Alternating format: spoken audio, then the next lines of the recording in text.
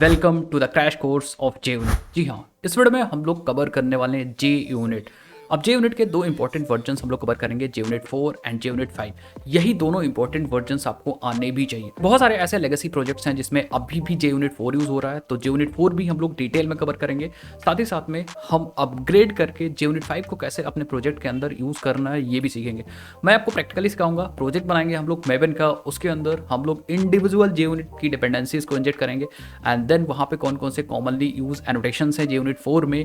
फिर उसके बाद जे यूनिट 5 में भी कौन कौन से एनोटेशंस हैं जो अब चेंज हो चुके हैं, अपडेटेड वर्जन कौन सा यूज़ करना है, वो सब चीज़ मैं आपको सिखाऊंगा। वर्जन इशूज़ को कैसे सॉल्व करना है, वर्जन पे हमेशा ध्यान देना है, क्योंकि बहुत सारे ऐसे पुराने प्रोजेक्ट्स होते हैं जो पुराना वर्जन यूज़ कर रहे होते हैं, वहाँ पे थोड़े थोड़े चेंजेस होते हैं। नए वर्जन में थोड़ा थोड़ा चेंज करके उनको अपग्रेड कर दिया जाता है, तो वो सब चीज़ मैं आपको सिखाऊंगा। साथ ही साथ में अगर आपके पास कोई सर्विस है, कोई बिजनेस लॉजिक है, तो उसका कैसे हम लोग टेस्ट केस लिख सकते हैं, ये चीज़ भी मैं सिखाऊंगा। एंड लास्टली असर्शन कंप्लीट मैं आपको सिखाऊंगा, जो जो कॉमनली यूज मेथड्स हैं असर्शन क्लास के, वो सब चीज़ सिखाऊंगा। अच्छा, अगर कोई चेंजेस है जे यूनिट 4 के असर्शन में एंड जे यूनिट 5 में, तो वो चीज़ भी हम लोग कवर करेंगे। इस वीडियो में हम लोग बहुत सारी चीज़ कवर करने वाले हैं। हमें क्या चाहिए आपसे? बस आपका साथ चाहिए। आपको क्या करना है? बस हमें सपोर्ट करने के लिए और ऐसे वीडियोज़ के लिए आपको चैनल को सब्सक्राइब करना है। और गाइस, कमेंट सेक्शन में आपको अपना नाम और आप कहाँ से हो ये लिख देना है और भर भर के कमेंट कर देना है कि yes I like this video, और हमें ऐसे ही क्रैश कोर्स और भी चाहिए। चलिए वीडियो को स्टार्ट करते हैं और स्टेप बाय स्टेप मैं आपको सिखाता हूं। टाइम इस टाइम गाइस आपको डिस्क्रिप्शन बॉक्स में मिल जाएगा, तो आप वहां से जाकर के स्किप कर सकते हो अगर आपको कोई पार्ट आता है। सपोज आपको जे यूनिट 4 नहीं सीखना, तो आप डायरेक्टली जे यूनिट 5 पे जा सकते हो। लास्ट में मैं आपको कुछ स्टेप्स बताऊंगा एंड आपको बताऊंगा कि अगर आपको फुल कोर्स चाहिए तो आप कहां से एक्सेस कर सकते हो। चलिए, लिंक आपको डिस्क्रिप्शन बॉक्स में दिया है। अगर आप डायरेक्टली जाके फुल कोर्स एक्सेस करना चाहते हो तो एक्सेस कर सकते हो और हमें भी सपोर्ट कर सकते हो। चलिए भाई, कोर्स के अंदर चलते हैं और मैं आपको सिखाता हूँ जे यूनिट। तो चलते हैं और स्टार्ट करते हैं। सबसे पहले हम ओवरऑल सब चीज़ समझ लेते हैं कि एक्चुअली यूनिट टेस्टिंग क्या है, इंटीग्रेशन टेस्टिंग क्या है, एंड और सारे रिलेटेड टर्म समझ लेते हैं, कौन कौन से वर्जन्स हैं एंड उनको कैसे यूज़ करना है, वो सारी चीज़ें समझ लेते हैं। देन हम लोग प्रोजेक्ट में भी टेस्टिंग को इंप्लीमेंट करेंगे और यूनिट टेस्टिंग की हेल्प से टेस्ट केसेस को लिखेंगे। तो चलिए स्टार्ट करते हैं और हम लोग एक करके देखते हैं। तो सबसे पहले यार, हमें ये तो पता है कि टेस्टिंग क्या होती है। जब हम एक्चुअली कोड लिखते हैं यार, तो लॉजिक्स भी लिखते हैं बहुत सारे। अब लॉजिक सही काम कर रहा है कि गलत काम कर रहा है, ये कैसे टेस्ट करेंगे? क्योंकि यार देखो, अगर हम अपने कोड को प्रोडक्शन में ले जाते हैं तब टेस्ट करते हैं तो बहुत दिक्कत हो जाती है, क्योंकि यार रियल टाइम में कोई कोड को यूज़ कर रहा है। अब आपका वेब एप्लीकेशन है, हो सकता है कि 10 लोग यूज़ कर रहे हैं, 15 लोग यूज़ कर रहे हैं, बहुत सारे लोग यूज़ कर रहे हैं, 1000, 1200, लाख, 2 लाख, वो तो डिपेंड करेगा आपके ऑडियंस पे। बट एक्चुअली उस समय सही काम कर रहा है आपका लॉजिक कि गलत काम कर रहा है, सारे टेस्ट सिनारियोज जो हैं वो पास हो रहे हैं कि नहीं हो रहे हैं, यही तो हमें बताएगा कि आपका कोड सही है कि गलत है। ठीक है, तो टेस्टिंग का मतलब सिंपली आपने जो कोड लिखा है, जो लॉजिक लिखा है, वो लॉजिक खरा उतर रहा है कि नहीं उतर रहा है। ओके, तो टेस्टिंग मतलब ये है। लेकिन यूनिट टेस्टिंग क्या है actually? Unit testing actually guys, testing specific units of code independently. इसका मतलब है कि हम किसी स्पेसिफिक कोड को अलग से ही टेस्ट करेंगे। आप कोड लिखोगे यार तो बहुत सारी क्लासेस होंगी, क्लासेस के अंदर बहुत सारे मेथड्स होंगे। तो अगर हम एक सिंपल क्लास का एग्जांपल लें, सपोज हमारे पास यहाँ पे कैलकुलेटर सर्विस है। अब इस कैलकुलेटर सर्विस के पास हमारे यहाँ पे दो एग्जांपल लिए, एक add method and product. Add क्या कर रहा है? किसी चीज़ का एडिशन कर रहा है। प्रोडक्ट क्या कर रहा है? किसी चीज़ का मल्टीप्लिकेशन कर रहा है। अब यहाँ पे अगर हम पूरी सर्विस की बात करें या पूरी क्लास की बात करें, तो ये एक यूनिट है जिसके अंदर कई सारी फंक्शनैलिटी हैं। लॉजिक तो हमारे इस मेथड में होगा, ऐड प्रोडक्ट। अब लॉजिक, ऐड प्रोडक्ट एंड इस तरह से अन्य मेथड्स भी होंगे, जैसे हमारे पास सब्ट्रैक्ट है, डिवाइड है, ऐसे करके बहुत सारे मेथड्स होंगे। अब यहाँ पे सिर्फ मैं कैलकुलेटर सर्विस का गाइस एग्जांपल ले रहा हूँ। हो सकता है आपके पास यूजर सर्विस हो, प्रोडक्ट सर्विस हो, कार्ड सर्विस हो, जैसा हम लोगों ने बनाया। अब क्या होगा अगर हम किसी एक मेथड को उठाते हैं? सपोज हमने उठाया ऐड को, तो अगर हमने एक मेथड को उठाया, अब उस वन यूनिट, यही हमारी एक पूरे सर्विस की यूनिट है, तो इसी को हम लोग टेस्ट करेंगे और इसी को हम बोलेंगे यूनिट टेस्टिंग। मतलब हम लोग इस ऐड फंक्शन को या ऐड मेथड को अलग से ही टेस्ट कर रहे हैं, इंडिपेंडेंटली टेस्ट कर रहे हैं, without dependency on other methods. हमें प्रोडक्ट से कोई मतलब नहीं। प्रोडक्ट चाहे सही काम कर रहा है चाहे गलत काम कर रहा है, सब्ट्रैक्शन चाहे सही काम कर रहा है चाहे गलत काम कर रहा है, डिवीजन चाहे सही काम कर रहा है चाहे गलत काम कर रहा है, हमें उससे कोई मतलब नहीं। हमें सिर्फ एडिशन के लॉजिक को चेक करना है, इसी को हम लोग बोलेंगे यूनिट टेस्टिंग। अब आप लोग के दिमाग में यार आ रहा होगा कि अगर हम सारे मेथड्स को एक साथ टेस्ट करें। तो अगर हम सारे मेथड्स को, दैट मीन्स एक पूरी यूनिट को ही एक साथ टेस्ट कर रहे हैं, तो उसको हम बोलते हैं इंटीग्रेशन टेस्टिंग। मतलब हम लोग इंटीग्रेट करके देन एक बार में ही टेस्ट करते हैं। तो ये आप समझिए लॉजिक। हमने एक क्लास को एक यूनिट माना, एंड यूनिट या क्लास को एक पूरी सर्विस माना, एंड उसके अंदर जो हमारे पर्टिकुलर स्मॉलेस्ट यूनिट है, लॉजिक्स आप कहाँ लिखोगे भाई? मैथड के अंदर लिखोगे। तो उस मैथड के अंदर जो आपने लॉजिक्स लिख रखे हैं ना, उन लॉजिक्स को हम एक एक करके टेस्ट करेंगे without depending on other logics. तो अब हम एक एक मेथड को टेस्ट करेंगे। सपोज हमने ऐड का एग्जांपल लिया, तो इसी को हम बोलेंगे यूनिट टेस्टिंग। आई होप आप चीज़ें समझ गए होंगे। इसी तरह अगर हम पूरे सिस्टम को टेस्ट करते हैं तो उसको बोलते हैं सिस्टम टेस्टिंग। अब यूनिट टेस्टिंग करते हैं गाइस, तो उसके कुछ एडवांटेजेस हैं। क्यों यूनिट टेस्टिंग करें भाई? फायदा होगा तभी तो करें। कौन कौन से फायदे हैं? तो कुछ फायदे मैं आपको यहाँ बता रहा हूँ। जैसे फॉर एग्जाम्पल, बग्स आप बहुत आसानी से फाइंड कर सकते हो और बहुत अर्ली स्टेज में फाइंड कर सकते हो। आप डेवलप कर रहे हो, उसी समय आप अपनी लॉजिक को टेस्ट कर लो। टेस्ट कर लिया तो बग्स फाइंड कर लिया। सिर्फ पर्टिकुलर आपने 1000 लॉजिक लिखा, कोई मतलब नहीं। आपने एक एक लॉजिक टेस्ट करोगे ना, पहला लॉजिक टेस्ट किया, अगर उसमें बग्स मिल गए, जब आपका प्रोग्राम डेवलप ही हो रहा है, आपका सॉफ्टवेयर डेवलप ही हो रहा है, तो उस समय आपका मिल गया, बग्स मिल गया, तो आप उसको आसानी से सॉल्व भी तो कर सकते हो। तो कहने का मतलब आप बहुत जब आपका सॉफ्टवेयर डेवलप हो रहा है तो उसके बहुत अर्ली स्टेज में यूनिट टेस्टिंग की हेल्प से बग्स को निकाल सकते हो। अब अगर बग्स को बहुत आसानी से निकाल लिया गया है तो उसको फिक्स भी किया जा सकता है, क्योंकि आप अभी एक ही लॉजिक पे ध्यान दे रहे हो, तो वो लॉजिक सही काम कर रहा है कि गलत काम कर रहा है, इस बग्स को निकालना बहुत आसान हो जाएगा आपके लिए। ठीक है, देन अब यार देखो, अगर आप बहुत अर्ली स्टेज में बग्स को निकाल ले रहे हो, साथ ही साथ में उसको फिक्स कर दे रहे हो, तो ये पूरा रिड्यूस कर देगा आपका टाइम एंड कॉम्प्लेक्सिटी, कह सकते हैं कि जो कठिनाई होगी, एंड साथ ही साथ में पैसा, जो आप पैसा लुटा रहे हो ना आपने प्रोजेक्ट पे, उसको भी ये कॉस्ट को और टाइम को रिड्यूस कर देगा। कहने का मतलब बहुत आसानी से जो पैसा लाखों में खर्च होने वाला है उसको आप हज़ारों में ला सकते हो। ओके, सो आई होप आपको समझ में आ गया।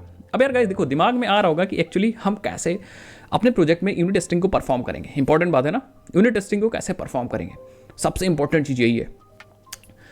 इंपॉर्टेंट है अगर हमें किसी चीज़ का सपोर्ट मिल जाए। जैसे मान लो हम कोई काम करने जा रहे हैं, एक एग्जांपल मैं आपको देता हूँ। सपोज हमारे पास एक बिल्डिंग हमने बनवाई है, एंड उसके अंदर बहुत सारे फ्लैट्स हैं, बहुत सारे रूम्स हैं, कह सकते हैं, या फ्लैट हैं।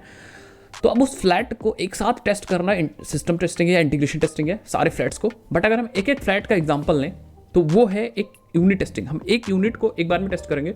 बट अगर हम खुद से टेस्ट करेंगे, हम खुद से कोड लिखेंगे, so that will be a very, कह सकते हैं मतलब बहुत थकाऊ प्रोसेस हो जाएगा। हम हर चीज़ के लिए कोड लिखेंगे, तो हमारे लिए किसी चीज़ का सपोर्ट चाहिए। मतलब हमें अगर किसी लाइब्रेरी का सपोर्ट मिल जाए तो मज़ा ही आ जाए कोड लिखने में। तो गाइस ऐसी लाइब्रेरी है जिसका नाम सबने सुन रखा होगा, that is a J unit. ये जे यूनिट लाइब्रेरी है जिसकी हेल्प से हम लोग यूनिट टेस्टिंग परफॉर्म कर सकते हैं। ये एक बहुत ज़्यादा पॉपुलर फ्रेमवर्क है यूनिट टेस्टिंग के लिए। आपने पक्का 100% कहीं ना कहीं नाम सुना होगा।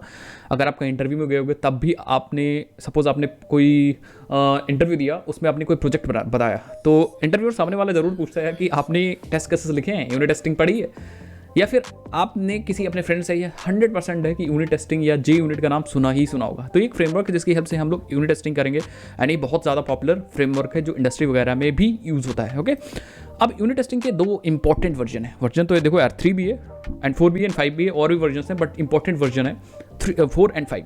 4 एंड 5 ये सबसे ज़्यादा इंपॉर्टेंट वर्जन है। 4 कैसे यूज़ करते हैं ये चीज़ भी हम सीखेंगे, एंड 5 जो लेटेस्ट वर्जन है उसको हम कैसे यूज़ करते हैं वो चीज़ भी देखेंगे। 5 में कुछ एनोटेशंस वगैरह हल्का सा चेंज है, तो वो सब चीज़ मैं आपको बताऊंगा, अलग अलग सेपरेट वीडियो बना के बताऊंगा।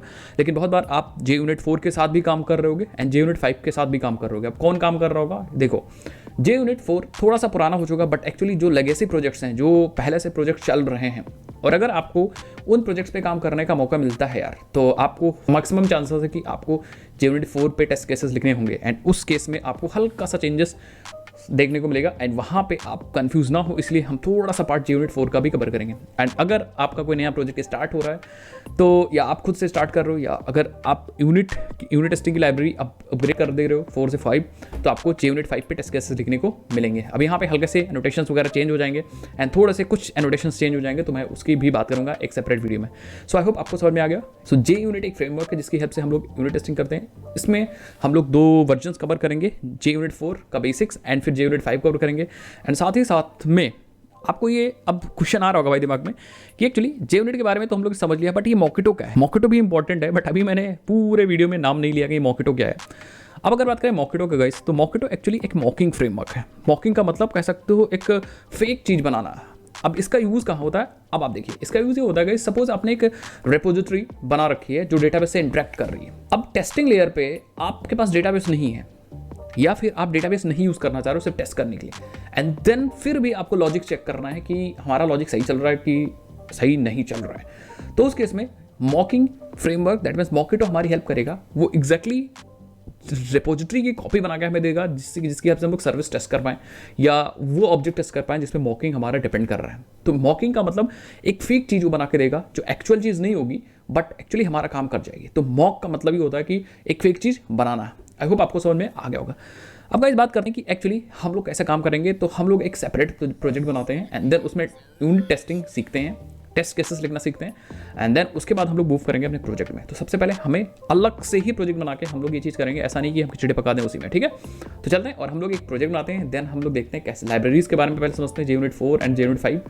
JUnit 4 को कैसे सेटअप करते हैं, JUnit 5 को कैसे सेटअप करते हैं एंड देन टेस्ट केसेस लिखना हम लोग सीखते हैं। एंड जब ये सब चीज़ हो जाएगा हम लोग सीख लेंगे टेस्ट केसेस लिखना, मॉकेटो में मॉकिंग करना एंड देन हम लोग अपने सर्विस लेयर, अपने प्रोजेक्ट की मेन प्रोजेक्ट की सर्विस लेयर को टेस्ट करेंगे।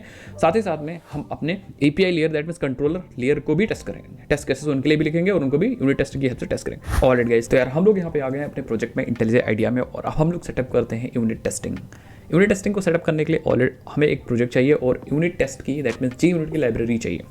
चलिए मैं बताता हूँ। अगर आप विदाउट प्रोजेक्ट कर रहे हो तो वो चीज़ मैं बता दे रहा हूँ। अगर आपको JUnit डायरेक्टली लगाना है तो आप अपने नॉर्मल नोटपैड से कर रहे हो अपने कंप्यूटर के अंदर, तो क्लास पाथ में JUnit की लाइब्रेरी को रख दीजिए, दैट्स इट। बट हम लोग को वो चीज़ नहीं करना है। हमें क्या करना है, हमें अपने प्रोजेक्ट के अंदर यूज़ करना है और हम लोग जो प्रोजेक्ट टाइप यूज़ कर रहे हैं that is actually a Maven project type. तो एग्जैक्टली अब अपने प्रोजेक्ट के अंदर डायरेक्टली हम लोग का इलेक्ट्रॉनिक स्टोर प्रोजेक्ट है, तो इस प्रोजेक्ट के अंदर डायरेक्टली JUnit को लगाने से बढ़िया हम लोग सीखने के लिए एक नया प्रोजेक्ट बना लेते हैं। तो इसको हम लोग क्या करते हैं, अपने इंटेलिजेंस से बना लीजिए, कोई दिक्कत नहीं। Maven प्रोजेक्ट डायरेक्टली बन जाता है कम्युनिटी एडिशन से। मैं बताता हूँ वैसा करिए। अगर आप Eclipse यूज़ करो तब तो बहुत आसान है, डायरेक्टली Maven प्रोजेक्ट पे जाइए और वहाँ पे जाने के बाद आप सिंपली जो डिटेल मांग रहे हैं वो डिटेल को प्रोवाइड कर दिए, काम हो जाएगा आपका, ठीक है। आ जाते हैं यहाँ पे फाइल पे चलते हैं, न्यू पे चलते हैं एंड प्रोजेक्ट पे चलते हैं। अब यहाँ पे आपको डिटेल डालना है, बट डिटेल डालने से पहले आप इधर ध्यान से देखिए। यहाँ पे क्रिएटर पे जाएंगे, जनरेटर पे जाएंगे, नॉट क्रिएटर, जनरेटर पे जाएंगे और Maven आर्किटाइप चूज करेंगे, तभी हम प्रोजेक्ट बना पाएंगे। अगर आप सिंपली न्यू प्रोजेक्ट पे जाओगे तो यहाँ पे ऑप्शंस नहीं देगा। अब बहुत सारे लोग ऐसा कमेंट करेंगे, इसलिए मैं बता रहा हूँ, ऐसा पूछेंगे हमसे, सर जी हमारे में तो ऑप्शन ही नहीं आ रहा। तो भाई ऑप्शन कैसे आएगा, आप यहाँ पे जनरेटर्स पे जा करके Maven आर्किटाइप चूज करिए, प्रोजेक्ट का यहाँ पे नाम दीजिए। सपोज हमारा प्रोजेक्ट का नाम है यहाँ पे unit test example, unit test example, ठीक है। एंड देन लोकेशन, बिल्कुल सही, हम अपना लोकेशन चूज़ करेंगे और चलते हैं अपने कोर्स में एंड कोड के अंदर चलते हैं एंड दैट्स इट, यहीं पे चूज़ कर लेते हैं। तो हमारा जो प्रोजेक्ट बनेगा कोड के अंदर /यूनिट टेस्ट, ठीक, यूनिट टेस्ट एग्जाम्पल। तो ये तो लोकेशन की बात हो गई। अब बात करते हैं JDK। तो हम Java 17 यूज़ करेंगे एंड इंटरनल मैं चूज़ करूँगा। अगर आपके पास इंटरनल नहीं है, ऑप्शन डिफॉल्ट चूज़ है, तो आप इंटरनल चूज़ करेंगे। एंड यहाँ पे जो मैं आर्किटाइप यूज़ करूँगा that is actually a Maven archetype quick start. Simply मुझे कोर Java का प्रोजेक्ट चाहिए, Maven का कोर का प्रोजेक्ट चाहिए, ठीक है। तो आपको परेशान नहीं होना, आपको सिंपली यहाँ पे Maven archetype quick start choose करिएगा इंटरनल में जा करके एंड देन वर्जन वगैरह, ठीक है। एंड एडवांस सेटिंग्स में जा करके हम यहाँ पे ग्रुप ID वगैरह भी देख सकते हैं। ग्रुप ID हम दे देंगे com.lcwd.test and unit test example perfect है, वर्जन हमारा परफेक्ट है। बस हम यहाँ पे क्रिएट पे क्लिक कर देंगे एंड थोड़ा सा ही टाइम लेगा प्रोजेक्ट को सिंक करने में, डिपेंडेंसीज वगैरह को डाउनलोड करने के लिए एंड उसके बाद आप कोड कर सकते हो। तो जब तक ये बिल्ड उल्ड करेगा, हो सकता है आप पहली बार क्रिएट कर रहे हो तो थोड़ा सा टाइम ले, तो जब तक ये क्रिएट करेगा तब तक आपको ध्यान से भगवान का ध्यान लगा के बैठना है, ठीक है। तो एग्जैक्टली हमारा देखो भाई, मैं पहले से प्रोजेक्ट क्रिएट कर चुका हूँ तो इसने बिल्ड कर दिया, बिल्ड सक्सेसफुल, देख सकते हो यहाँ पे। चलो इसको नीचे कर देते हैं हल्का सा और हम लोग आ जाते हैं यार यहाँ पे और सबसे पहले अपने प्रोजेक्ट को एक्सप्लोर करते हैं, ठीक है। SRC में चलते हैं, यहाँ पे हमें मेन मिलेगा, मेन के अंदर यहाँ पे हमें अपना कोड मिल जाएगा। तो ये जो पैकेज है जावा के अंदर, जो पैकेज है इसके अंदर हम अपने क्लासेस को बनाएंगे एंड क्रिएट करते हैं, यही हम लोग करते आए हैं। बट अगर आप देखो तो जब आपने Maven का प्रोजेक्ट बनाया है गाइस, तो वहाँ पे आपको एक ऐसा आर्किटेक्चर मिला है जहाँ पे एक फोल्डर है टेस्ट का।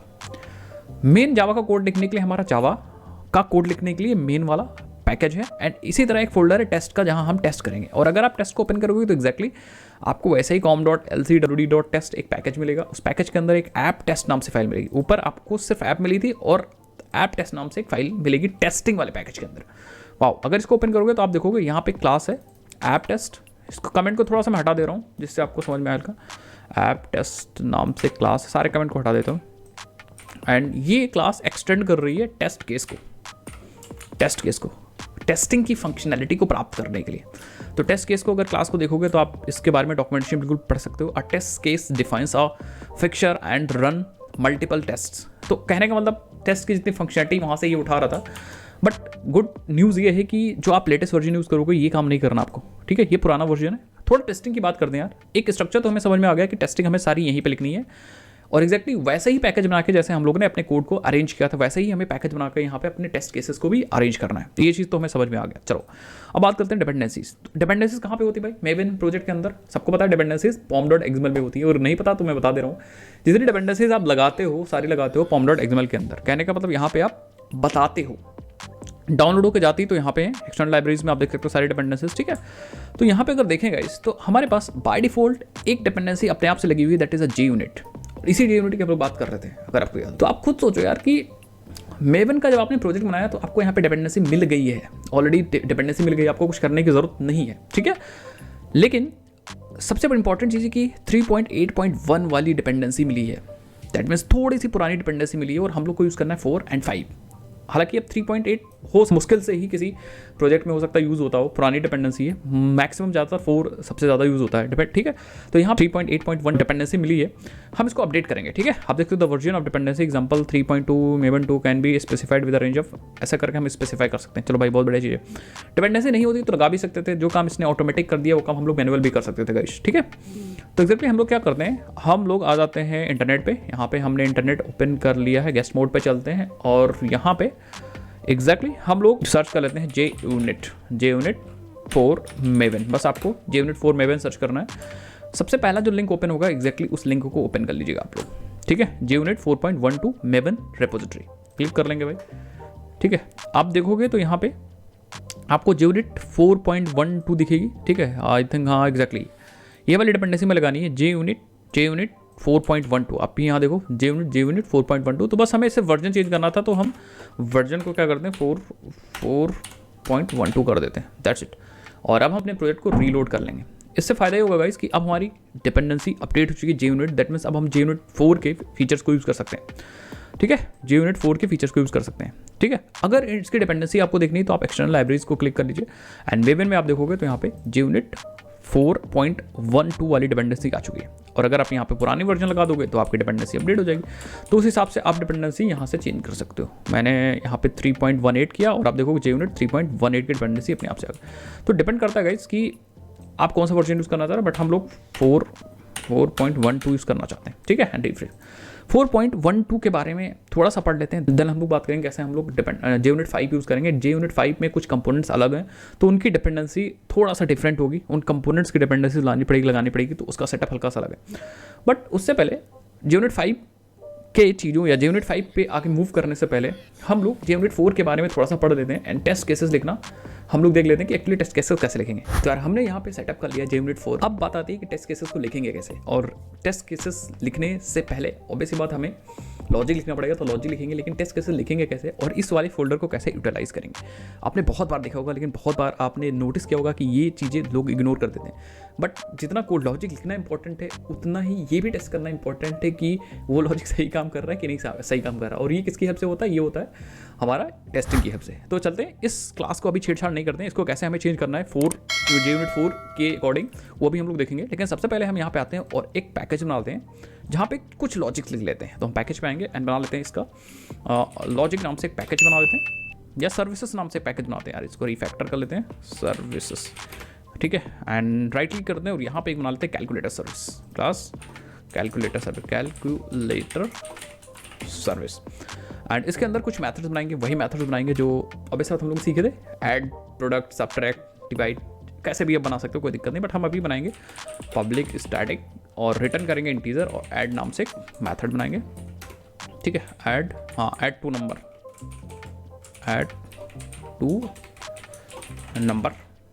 नंबर्स एंड देन हम बनाएंगे प्रोडक्ट के लिए public static integer product two numbers, ठीक है। अभी नंबर्स हमें देने भी होंगे, लॉजिक लिखना होगा तो लिख देंगे। एंड इसी के साथ हम एक बना देते हैं divide public static double return type and divide two numbers, ठीक है। अब इन तीनों के लॉजिक्स लिख देते हैं। तो लॉजिक्स लिखने से पहले हम लोग क्या करते हैं यार, ठीक है लॉजिक लिख देते हैं, उसके बाद कुछ करते हैं। तो यहाँ पे दो नंबर लेते हैं, integer a comma integer b, and return कर देंगे हम लोग a plus b, that's it. ज़्यादा हम अभी हौच पौच नहीं मचाएंगे, उसके बाद हम लोग हौच पौच भी मचाएंगे, ठीक है। Integer a integer b and then हम लोग रिटर्न कर देंगे a into a, okay. So ये चीज़ हो जाएंगी। उसके बाद हम आ जाएंगे एक डिवाइड के लिए बना देंगे, return a divided by b, perfect. अब नंबर्स तो लेने भी होंगे, पैरामीटर्स में भी नंबर लेने होंगे, इंटीजर a कॉमा b। एक बहुत सिंपल सा हमने कुछ लॉजिक ले लिया। ये कॉम्प्लेक्स लॉजिक्स भी हो सकते हैं, ऐसा कुछ भी नहीं है, ठीक है। वो आपकी जो भी लॉजिक्स बनाने की क्षमता है वो अब बना दीजिए। इसी तरह हम एक बनाएंगे public static and integer sum any numbers, और हम यहाँ पे यूज़ करेंगे इंटीजर नंबर्स, ओके। इस तरह से वेर आर्क्स यूज़ करते हैं। और हम लोग एग्जैक्टली सम कैसे करेंगे, हम लोग फॉर ईच यूज़ करेंगे। तो उसके लिए हम ले लेंगे integer s is equal to 0 and then use करेंगे for integer n colon numbers, and then हम लोग s प्लस इक्वल टू एक n, ठीक है। एंड देन फाइनली हम लोग रिटर्न कर देंगे s, दैट्स इट। अब बात आती है कि इन लॉजिक्स को टेस्ट कैसे करेंगे। ये लॉजिक तो हमने लिख लिया, चलो भाई लॉजिक है, सर्विसेज है, सर्विस के अंदर लॉजिक है। अब ऐसा करें कोई इसके अंदर आप कोई भी लॉजिक लिख सकते हो, कोई ज़रूरी नहीं हमने सम ही, वो तो सिर्फ एक एग्जांपल लिया लिखने के लिए। इंपॉर्टेंट बात है कि हमारे पास, मैं बार बार बोल रहा हूँ कि हमारे पास JUnit 4 अभी मौजूद है, 5 नहीं मौजूद, JUnit 4 मौजूद है। आप टेस्ट केसेस कैसे लिखेंगे, तो एक्जैक्टली हमारे पास एक ऐप है, ऐप टेस्ट मेन ऐप है, यहाँ हम लिख सकते हैं बिल्कुल। बट एक अच्छा तरीका होता है कि हर एक सर्विस को लिखने के लिए आप अलग से ही क्लास बनाओ। जैसे आपने सर्विस बनाने के लिए अलग से क्लास बनाई, वो लॉजिक सारे एकत्रित कर दिए हैं, वैसे ही हम टेस्ट केसेस को भी एकत्रित करेंगे। तो अच्छी बात है कि आप क्या करिए, राइट क्लिक करके और एग्जैक्टली यहाँ पे एक पैकेज बना लीजिए, सर्विसेज जैसे आपने वहाँ पैकेज बनाया, एंड राइट क्लिक करिए एंड यहाँ पे आप क्लास बनाइए। जिस सर्विस को टेस्ट करनी है तो हमें क्लास बनाएंगे, हमारी सर्विस टेस्ट करनी है कैलकुलेटर सर्विस, और आपको नाम के आगे टेस्ट लिखना ज़रूरी है, तभी पता चलेगा कि ये हमारी मेन सर्विस क्लास है और ये हमारी टेस्ट सर्विस क्लास है। तो इस तरह से क्लास बन जाएगी, बात समझ में एग्जैक्टली जैसे हमारे पास यहाँ ऐप टेस्ट क्लास है। अब JUnit 3 अगर होता तो एग्जैक्टली आप एक्सटेंड करते टेस्ट केस को, बट JUnit 4 में आपको एक्सटेंड करने की ज़रूरत नहीं है। और बाकी ये टेस्ट केस में इस सब चीज़ को हटा दूंगा, ठीक है, इन सब चीज़ को हटा दूंगा। अब चाहे इस क्लास के अंदर हम लोग प्रैक्टिस करें, चाहे इस क्लास के अंदर, तो हम सर्विस के अंदर प्रैक्टिस करते हैं यहाँ पे। तो आपको करना क्या, टेस्ट कैसे करना है, तो टेस्ट केसेस आपको लिखने हैं, टेस्ट ऐसे लॉजिक्स करना है कि आपको एग्जैक्टली टेस्ट करने के लिए मेथड लिखना है, ठीक है। तो हम यहाँ पे I am going to test method of add two numbers. सबसे पहले ऐड टू नंबर्स वाला मेथड टेस्ट करते हैं। तो हमें एक मेथड बनाना है पब्लिक वाइड, एंड फिर मेथड का नाम वही लिखना है जो आपको, जिस मेथड को आपको टेस्ट करना है। तो हम लिखेंगे ऐड टू नंबर्स। बस आप यहाँ पे जिस तरह मैं आपको नेमिंग कन्वेंशन बता रहा हूँ वैसे ही अगर आप यूज़ करोगे तो आपका कोड की क्वालिटी आपकी इंप्रूव होगी, ठीक है। तो ऐड टू नंबर्स एग्जैक्टली आप देखोगे आपके सर्विस ये है, मैं दिखा दूँ मैं, ये देखिए हम इस मेथड को टेस्ट कर रहे हैं। तो add two number and last में आपको लिखना है टेस्ट, देन आप लास्ट में आपको लिखना है टेस्ट, समझ में आया। तो इस तरह से आप कर सकते हो। बहुत सारे लोग ऐसे भी लिखते हैं, बहुत सारे लोग अंडरस्कोर को फॉलो करते हैं, बट मैं ऐसे लिखता हूँ, बट ये कोडिंग क्वालिटी को इंप्रूव कर जाएगा। अब ऐसा कभी मत करिएगा कि जो मर्जी या जो समझ में आए वो नाम लिख दिए, वरना दिक्कत हो जाएगी, ठीक है। तो ऐड टू नंबर्स मैंने लिख दिया। अब बात आती है कि यहाँ पे सबसे पहले हमें कॉल करना है ये वाला मेथड ऐड टू नंबर्स। तो एक्चुअली पहले आप कॉल कर लीजिए। तो हम, क्योंकि वो स्टैटिक मेथड है, तो एक्जैक्टली हम यूज़ कर सकते हैं calculator service dot add two numbers, और अपना 2 नंबर दे सकते हैं। सपोज हमने दिया यहाँ पे 12 एंड 45, तो ये हमें दे देगा रिजल्ट कि एक्चुअली हमारा रिजल्ट क्या है। बट अब हम ये कैसे पता लगाएंगे कि ये रिजल्ट सही है कि गलत, जो लॉजिक यहाँ पे एग्जीक्यूट हुआ है वो सही लॉजिक चल के रिजल्ट आया है कि गलत लॉजिक रिजल्ट आ गया है। तो आप किसी चीज़ को सही कैसे करते हो बताओ। आपके पास जो एक्चुअल रिजल्ट कैलकुलेट होकर आता है, 2 चीज़ें होती हैं, एक एक्चुअल रिजल्ट एंड दूसरी चीज़ होती है एक्सपेक्टेड रिजल्ट। एक्सपेक्टेड रिजल्ट बात समझ में। अगर ये एक्चुअल रिजल्ट और एक्सपेक्टेड रिजल्ट मैच करता है तो इसका मतलब लॉजिक सही चला है।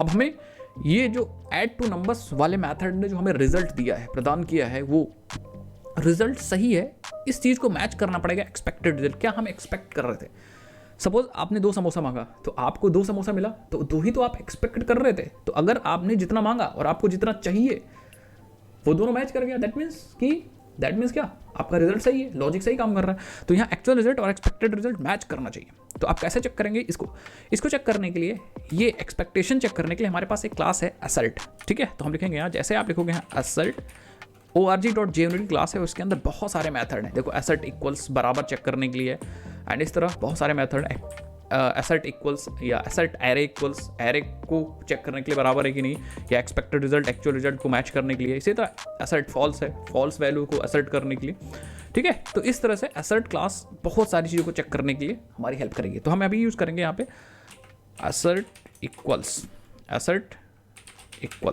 ठीक है। तो भाई असल्ट इक्वल्स, और हम पहले डालेंगे यहाँ पे, आप देख लो, सबसे पहले हमें एक्सपेक्टेड रिजल्ट डालना है। तो हम रिजल्ट को एक वेरिएबल ले लेंगे, एक्सपेक्टेड कॉमा एक्चुअल रिजल्ट। तो एक्सपेक्टेड में हमें क्या चाहिए, सपोज हमने पास किया था यहाँ पे इंटीजर एक्सपेक्टेड, और हमें 12 और 45 और 67, ठीक है 67।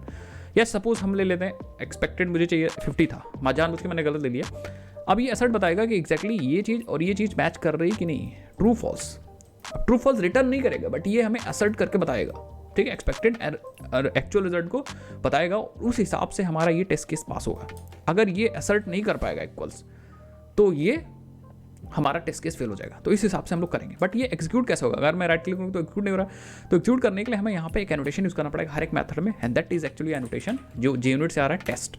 जैसे आप टेस्ट लगाओगे तुरंत आप देखोगे यहाँ पे ग्रीन कलर आ जाएगा। दैट मीन्स अब हम इस क्लास को यहाँ पे चला सकते हैं, पूरे क्लास को, एंड साथ ही साथ में इस मेथड को भी चला सकते हैं। तो टेस्ट मेथड, ये टेस्ट के ये इस मेथड के ऊपर जो टेस्ट एनोटेशन लगा है वो बहुत ज़्यादा इंपॉर्टेंट है। किस काम के लिए इंपॉर्टेंट है, किसी भी मेथड को टेस्ट मेथड डिक्लेयर करने के लिए जहाँ से टेस्टिंग एक्चुअली एग्जीक्यूट होगी। ओके, तो ये टेस्ट JUnit का एनोटेशन है। It is one of the most important annotation. जब आप इसी मेथड के ऊपर टेस्ट लगाओगे तभी ये एज अ टेस्ट एग्जीक्यूट होगा, ठीक है। तो अगर हम अब रन करें तो हम पूरी क्लास को रन कर सकते हैं। क्लास को रन करेंगे तो क्या होगा कि सारे टेस्ट उस क्लास के अंदर सारे टेस्ट केसेस चल जाएंगे, और अगर हम पर्टिकुलर टेस्ट केस को रन करना चाह रहे हैं तो यहाँ पे क्लिक करके रन कर सकते हैं।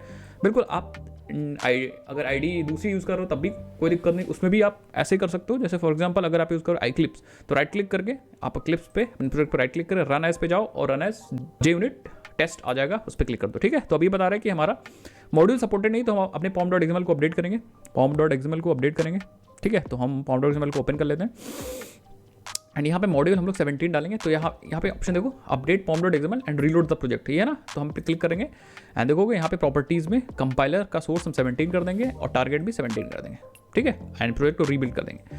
तो अभी हमारा प्रोजेक्ट सपोर्ट नहीं कर रहा था 17 वाले वर्जन को, बट अब देखो हमारा प्रोजेक्ट सिंक हो चुका। अब हम लोग फिर से अपने टेस्ट केस में आ सकते हैं, राइट क्लिक करेंगे एंड हम रन कर देंगे। सो आपको यहाँ पे कुछ चीज़ें देखने को मिलेंगी, आप देखोगे तो यहाँ पे आप देखोगे तो कुछ एरर आ रही है।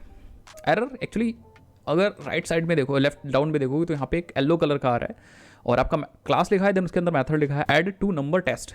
इस पर क्लिक करोगे तो आ रहा है कि असर्शन एरर आ गया, और एक्सपेक्टेड था 50, एक्चुअल है 57। दैट मीन्स यहाँ पे एरर आ गया, ये दोनों मैच नहीं किए, तो असर्शन एरर आ चुका है इसमें। दैट मीन्स टेस्ट केस आपका पास नहीं हो पाया। तो अब हम लोग क्या करते हैं, चलो भैया हमें 45 + 12 57। अब एक्सपेक्टेड हम एक्सपेक्ट कर रहे हैं 57, और एक्चुअल देखते हैं कितना आता है। अगर ये दोनों का असर्शन ट्रू हुआ दैट मीन्स हमारा टेस्ट केस पास हो जाएगा। तो हम फिर से क्या करेंगे, इस पर क्लिक करेंगे एंड रन कर देंगे। तो एग्जैक्टली आप देखोगे तो हमारा test case, I think exactly आप ग्रीन देखो आ चुका है, एंड अगर इस पर क्लिक करेंगे तो हमारा test case passed 1, test case passed मतलब हमारा टेस्ट केस पास हो चुका है। आप देख सकते हो बिल्कुल यहाँ पे टेस्ट केस हमारा पास हो चुका है बहुत आसानी से। तो इस तरह से हम लोग टेस्ट केसेस एग्जीक्यूट करेंगे। अब जैसे हमें दूसरा टेस्ट केस लिखना है अपने इस वाले सर्विस का कि भैया कितने नंबर भी दे देंगे, क्या कितने नंबर भी देते हैं और ये हमारा लॉजिक सही काम कर रहा है कि नहीं। तो हम इसके लिए अब टेस्ट केस लिखते हैं सम एनी नंबर। तो एग्जैक्टली आ जाते हैं, एंड यहाँ पे हम लोग यहाँ पे आ जाते हैं, एंड हम लोग दूसरा मेथड बना लेते हैं, ठीक है। दूसरा मेथड बना लेंगे पब्लिक, जैसा मैं बता रहा हूँ एग्जैक्टली आपको वैसा ही बनाना है। Public void sum any number, पहले मेथड का नाम लिखिए, देन लास्ट में टेस्ट लिख दीजिए। क्या लिख दिए बाद में, टेस्ट लिख दिए। तो कर्सर ही गायब हो गया था। एंड अब आप सबसे पहले उस मेथड को कॉल कर लीजिए। तो हम लिखेंगे calculator service dot sum any number. अब यहाँ पे कितने नंबर भी पास कर दिए, मैंने 12 दे दिया, या छोटा नंबर देते हैं 2, 7, 8, 9, ठीक है। और ये हमें प्रोवाइड कर देगा रिजल्ट। अब हमें एक अज्यूम करना है हमारा एक्सपेक्टेड रिजल्ट क्या होगा। एक्सपेक्टेड रिजल्ट, तो सपोज हमारा एक्सपेक्टेड रिजल्ट है 729, 8, 17 और 26, ठीक है, तो 26। एंड अब हम लोग फिर से क्या करेंगे, असर्ट इक्वल्स, हम पहले पास करेंगे expected result and then pass करेंगे अपना रिजल्ट। अगर सब कुछ सही होगा तो क्या करेगा ये, एग्जैक्टली टेस्ट केस पास हो जाएगा। दैट मीन्स इसका लॉजिक सही चला होगा तो हमारा रिजल्ट सही आएगा और हमारा एक्सपेक्टेड रिजल्ट एक्चुअल रिजल्ट से मैच करेगा। That's it.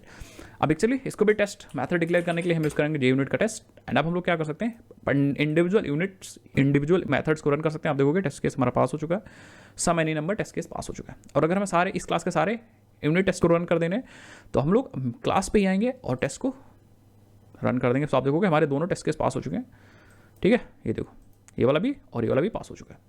तो हम क्लास पे आके सारे टेस्ट केसेस रन कर सकते हैं, इस वाले क्लास के अंदर जितने भी टेस्ट केसेस आप में रन कर सकते हैं। अब यही एक सिंपल सा लॉजिक है जो आपको JUnit 4 में भी करना, 5 में भी करना। बस JUnit 5 में कुछ इंपॉर्टेंट डिफरेंसेस हैं या कुछ एनोटेशंस अलग हैं। तो सबसे पहले हम नेक्स्ट वीडियो में कुछ इंपॉर्टेंट और JUnit 4 के एनोटेशंस को कवर करते हैं, देन हम लोग JUnit 5 के एनोटेशंस को भी कवर करेंगे। ओके, अच्छा, अगर सपोज एक्सपेक्टेड रिजल्ट आपका बदल जाता है, सपोज आप 27 एक्सपेक्ट कर रहे थे बट इसने कुछ और दे दिया, उस केस में अगर आप क्लास को रन करते हो तो आप देखोगे यहाँ पे एक टेस्ट केस पास हो जाएगा बट एक टेस्ट केस फेल हो जाएगा। देखना, ये देखिए, टेस्ट फेल्ड 1 एंड पास 1, एक पास हुआ और एक फेल हुआ। ऊपर ये वाला पास हो चुका है और ये वाला फेल हो चुका है। एक्जैक्टली यही चीज़ आपको इक्लिप्स वगैरह में भी दिखेगी। तो इस हिसाब से आप चीज़ें आई थिंक समझ गए। एक सिंपल सा टेस्ट केस लिखना आप समझ गए होगे, ठीक है। और अगर एक्सपेक्टेड एक्चुअल सबका सही है, सारे टेस्ट केस पास हो रहे हैं, दैट लॉजिक सही आ रहा है, तो आपका सारे टेस्ट केस। अब गाइस देखो, एक चीज़ मैं बताना चाहूँगा, आप एक्चुअली रियल लाइफ में भी यही करते हो ना। कोई चीज़ जैसे आपने खाना बनाया, तो आप खाना बनाया तो उसको कैसे टेस्ट करोगे या कैसे ये बताओगे, प्रूफ करोगे कि हमारा खाना सही बना, टेस्ट सही कर रहा है, उसको क्या करोगे, खाओगे ना, तभी तो। दैट मीन्स जो एक्सपेक्टेशन है और जो आपने क्रिएट किया उसको मैच कराओगे, तब आप बताओगे अच्छा यार सब चीज़ सही चल रहा है। यहाँ भी वही है कि ये इसका क्या लॉजिक है, इसको कॉल किया हमने और इसका जो रिजल्ट हुआ, लॉजिक एग्जीक्यूट होने के बाद जो रिजल्ट हुआ उसको एक्सपेक्टेड से असर्ट किया, असर्शन यूज़ किया, देन हमारा टेस्ट केस पास हो रहा है। एग्जैक्टली यही कहानी है यूनिट टेस्टिंग की। अब हर बार हम टेस्ट लिखेंगे और इस हिसाब से हमारा एग्जीक्यूशन होगा। ओके, सो आई थिंक आपको समझ में आया होगा। अभी हम लोग JUnit 4 पे यूज़ को कर रहे हैं। मैं बार बार ये चीज़ बता रहा हूँ, आप वर्जन्स का बहुत ज़्यादा ध्यान रखिए, हो सकता है फ्यूचर में अपडेट हो जाए। ओके, तो आज हम लोगों ने अपने पिछले वीडियो में देखा था कि कैसे हम लोग टेस्ट केसेस लिख सकते हैं। 2 सिंपल से टेस्ट केसेस हम लोगों ने लिखे थे एंड टेस्ट केसेस को एग्जीक्यूट करने के लिए हम लोगों ने एड टेस्ट एनोटेशन को यूज़ किया था। ओके, सो अब हम लोग इस वीडियो में देखते हैं यार कि अगर कोई इंपॉर्टेंट टेस्ट केसेस है तो उससे पहले अगर कुछ काम करना है या उसके बाद में कुछ काम करना है तो कुछ उससे रिलेटेड इंपॉर्टेंट एनोटेशंस देखेंगे। लेकिन गाइस इंपॉर्टेंट चीज़ मैं ये बता दूं कि ये जो एनोटेशन हम देख रहे हैं वो एनोटेशंस JUnit 4 में एग्जीक्यूट होंगे, चलेंगे। JUnit 5 के लिए कुछ अपडेटेड एनोटेशन है, मैं उसको बताऊंगा, ठीक है। तो चलिए देखते हैं कौन कौन से एनोटेशन है जो हम लोग यूज़ करेंगे एंड जो इंपॉर्टेंट एनोटेशन है अगर आप JUnit 4 यूज़ कर रहे हो तो। सबसे पहला एनोटेशन यार देखो, लेट्स सपोज हमारे पास मल्टीपल टेस्ट केसेस हैं, कई सारे टेस्ट केसेस हैं एंड अभी तो मैंने 2 लिखे, 2 टेस्ट केसेस हैं और हमें क्या करना है, हमें इन दोनों टेस्ट केसेस से पहले कुछ काम करना है। दैट मीन्स कोई इनिशियलाइजेशन करना है एंड वो सारे किसी क्लास के अंदर जितने भी टेस्ट केसेस हैं उससे पहले हमें इनिशियलाइजेशन करना है। तो हमें कहाँ करना होगा भाई, तो हमारे पास एक एनोटेशन है जिसका नाम है बिफोर। आप देखो बिफोर क्लास, ये एनोटेशन क्या करेगा, ये एनोटेशन सारे टेस्ट केसेस से पहले एग्जीक्यूट करने के लिए हेल्प करेगा किसी लॉजिक को। जैसे फॉर एग्जांपल अगर हमारे पास कोई इनिशियलाइजेशन का लॉजिक है तो हमने एक मेथड बनाया पब्लिक वॉइड इनिट और इस इनिट को हमने एनोटेट कर दिया @बिफोर क्लास। एंड अगर हम इसको देखेंगे तो आप देखोगे ये क्लास एग्जैक्टली आ रही है हमारे पास। आई थिंक ये क्लास, ये जो एनोटेशन है वो एग्जैक्टली आ रही है org.junit से। एंड इसकी हेल्प से अब क्या होगा कि ये मेथड एग्जीक्यूट होगा सारे टेस्ट केसेस से पहले। मैं आपको दिखाता हूँ, आप यहाँ पे यूज़ कर सकते हैं साउट एंड लिख देते हैं एनिश या लिख देते हैं बिफोर ऑल टेस्ट केसेस, ठीक है। अब आप जो भी लॉजिक यहाँ लिखना चाहे वो लिख सकते हो। जैसे फॉर एग्जांपल कब टेस्ट केस स्टार्ट हुआ उसका टाइम, तो हम यहाँ पे साउट लिखेंगे एंड लिख देते हैं स्टार्टेड टेस्ट्स या टेस्ट एंड उसके बाद हम लोग प्लस करते हैं एंड न्यू डेट और दैट्स इट। तो हमें क्या होगा, जब टेस्ट केस स्टार्ट हुआ उससे पहले का डेट मिल जाएगा, दैट मीन्स स्टार्ट होने से पहले का डेट मिल जाएगा। एंड एक बार मैं आपको दिखाता हूँ, लेकिन इंपॉर्टेंट बात यहाँ एक चीज़ समझनी है यार कि ध्यान से देखिएगा, अभी टेस्ट केस सारे मेथड से पहले चलेगा तो इसका मतलब इसको हम स्टैटिक करेंगे तो ज़्यादा फायदा रहेगा, ठीक है। एंड स्टैटिक होना चाहिए मेथड, क्योंकि अगर देखें तो ये जो मेथड है जो आप सारे टेस्ट केसेस से पहले चलाना चाह रहे हो वो मेथड एग्जैक्टली क्लास लेवल का मेथड है। तो स्टैटिक क्लास लेवल के मेथड्स को हम रिप्रेजेंट करने के लिए स्टैटिक बना देते हैं। अगर हम अभी रन भी करते हैं तो आप देखोगे अगर रन करें तो सिंपल मैंने यहाँ पे रन कर दिया एंड आप देखो यहाँ पे टेस्ट केस फेल आ रहा है और आप इनिशियलाइजेशन एरर, यहीं पे एरर आ गई, ठीक है। कह रहा है method init should be static, exactly जैसा मैंने बताया था वैसा ही ये कुछ आपको एरर ढूंढ के दे रहा है। तो एग्जैक्टली हम क्या करेंगे, हम इस मेथड को आके स्टैटिक कर दें एंड थोड़ा सा और समझने के लिए हम लोग क्या करते हैं, यहाँ पे हम लोग एक एस आउट दे देते हैं एंड लिख देते हैं टेस्ट फॉर, फिर उस मेथड का नाम दे देते हैं, जिससे थोड़ा सा हमें कंसोल पे भी दिखे यार और समझने में मदद मिले, हमें समझ सकें हम चीज़ों को। एंड देन हम आएंगे यहाँ पे भी एंड यहाँ हम यूज़ करेंगे ये वाला मेथड का नाम। तो बस अब मुझे एनोटेशन समझाना आपको और आपको एनोटेशन समझना है। अब हमने अपने इनिशियलाइजेशन मेथड को स्टैटिक कर दिया, ये मेथड एनोटेटेड है with the help of before class annotation. अब अगर हम अपनी क्लास को रन करते हैं, इस टेस्ट क्लास को रन करते हैं, तो आप देखोगे थोड़ा सा मैं इधर कर लेना, आप देखोगे सारे टेस्ट केसेस पास हैं और आउटपुट कुछ ये जनरेट हुआ है। आप देखो before all test cases and ये टाइमिंग है एंड देन सारे टेस्ट केसेस, दोनों टेस्ट केसेस हमारे पास हो चुके हैं, ये वाला भी एंड ये वाला भी। आप पर्टिकुलरली इस पे जाकर के सारे आउटपुट देख सकते हो एंड इस पे जाकर के पर्टिकुलर आउटपुट देख सकते हो और आप यहाँ पे ये भी देख सकते हो कि टेस्ट केसेस पास हो चुके हैं। तो चलो भाई बहुत बढ़िया। तो ये चीज़ तो आप समझ गए कि एग्जैक्टली अगर आपके पास बहुत सारे टेस्ट केसेस हैं किसी क्लास के अंदर और आपको क्या करना है और आपको उन सारे टेस्ट केसेस से पहले अगर कोई लॉजिक एग्जीक्यूट करना है तो आप एनोटेट कर सकते हो बिफोर क्लास से, ठीक है।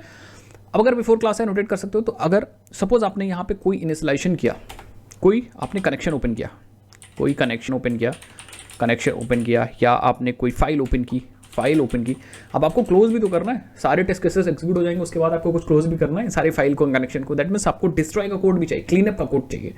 तो उसको लिखने के लिए आप क्या कर सकते हो, एग्जैक्टली एक और मेथड बना सकते हो, पब्लिक वॉइड क्लीनअप। मैंने एक और मेथड बना लिया और इसके अंदर हम क्लीनअप करेंगे, लेकिन क्लीनअप सारे टेस्ट केसेस के बाद कौन सा लॉजिक एग्जीक्यूट होगा ये हमें बताएगा। एक और एनोटेशन जिसका नाम है @ आफ्टर क्लास, इसकी हेल्प से हम लोग क्लास के सारे टेस्ट केसेस होने के बाद ये वाला मेथड एग्जीक्यूट हो जाएगा। तो इसके अंदर हम यहाँ पे यूज़ कर सकते हैं एस आउट एंड लिख देते हैं after all test cases, nice, ठीक है। एंड हम फिर से यहाँ पे test cases and test cases and then हम लोग इसका टाइम यूज़ कर सकते हैं, new date, that's it.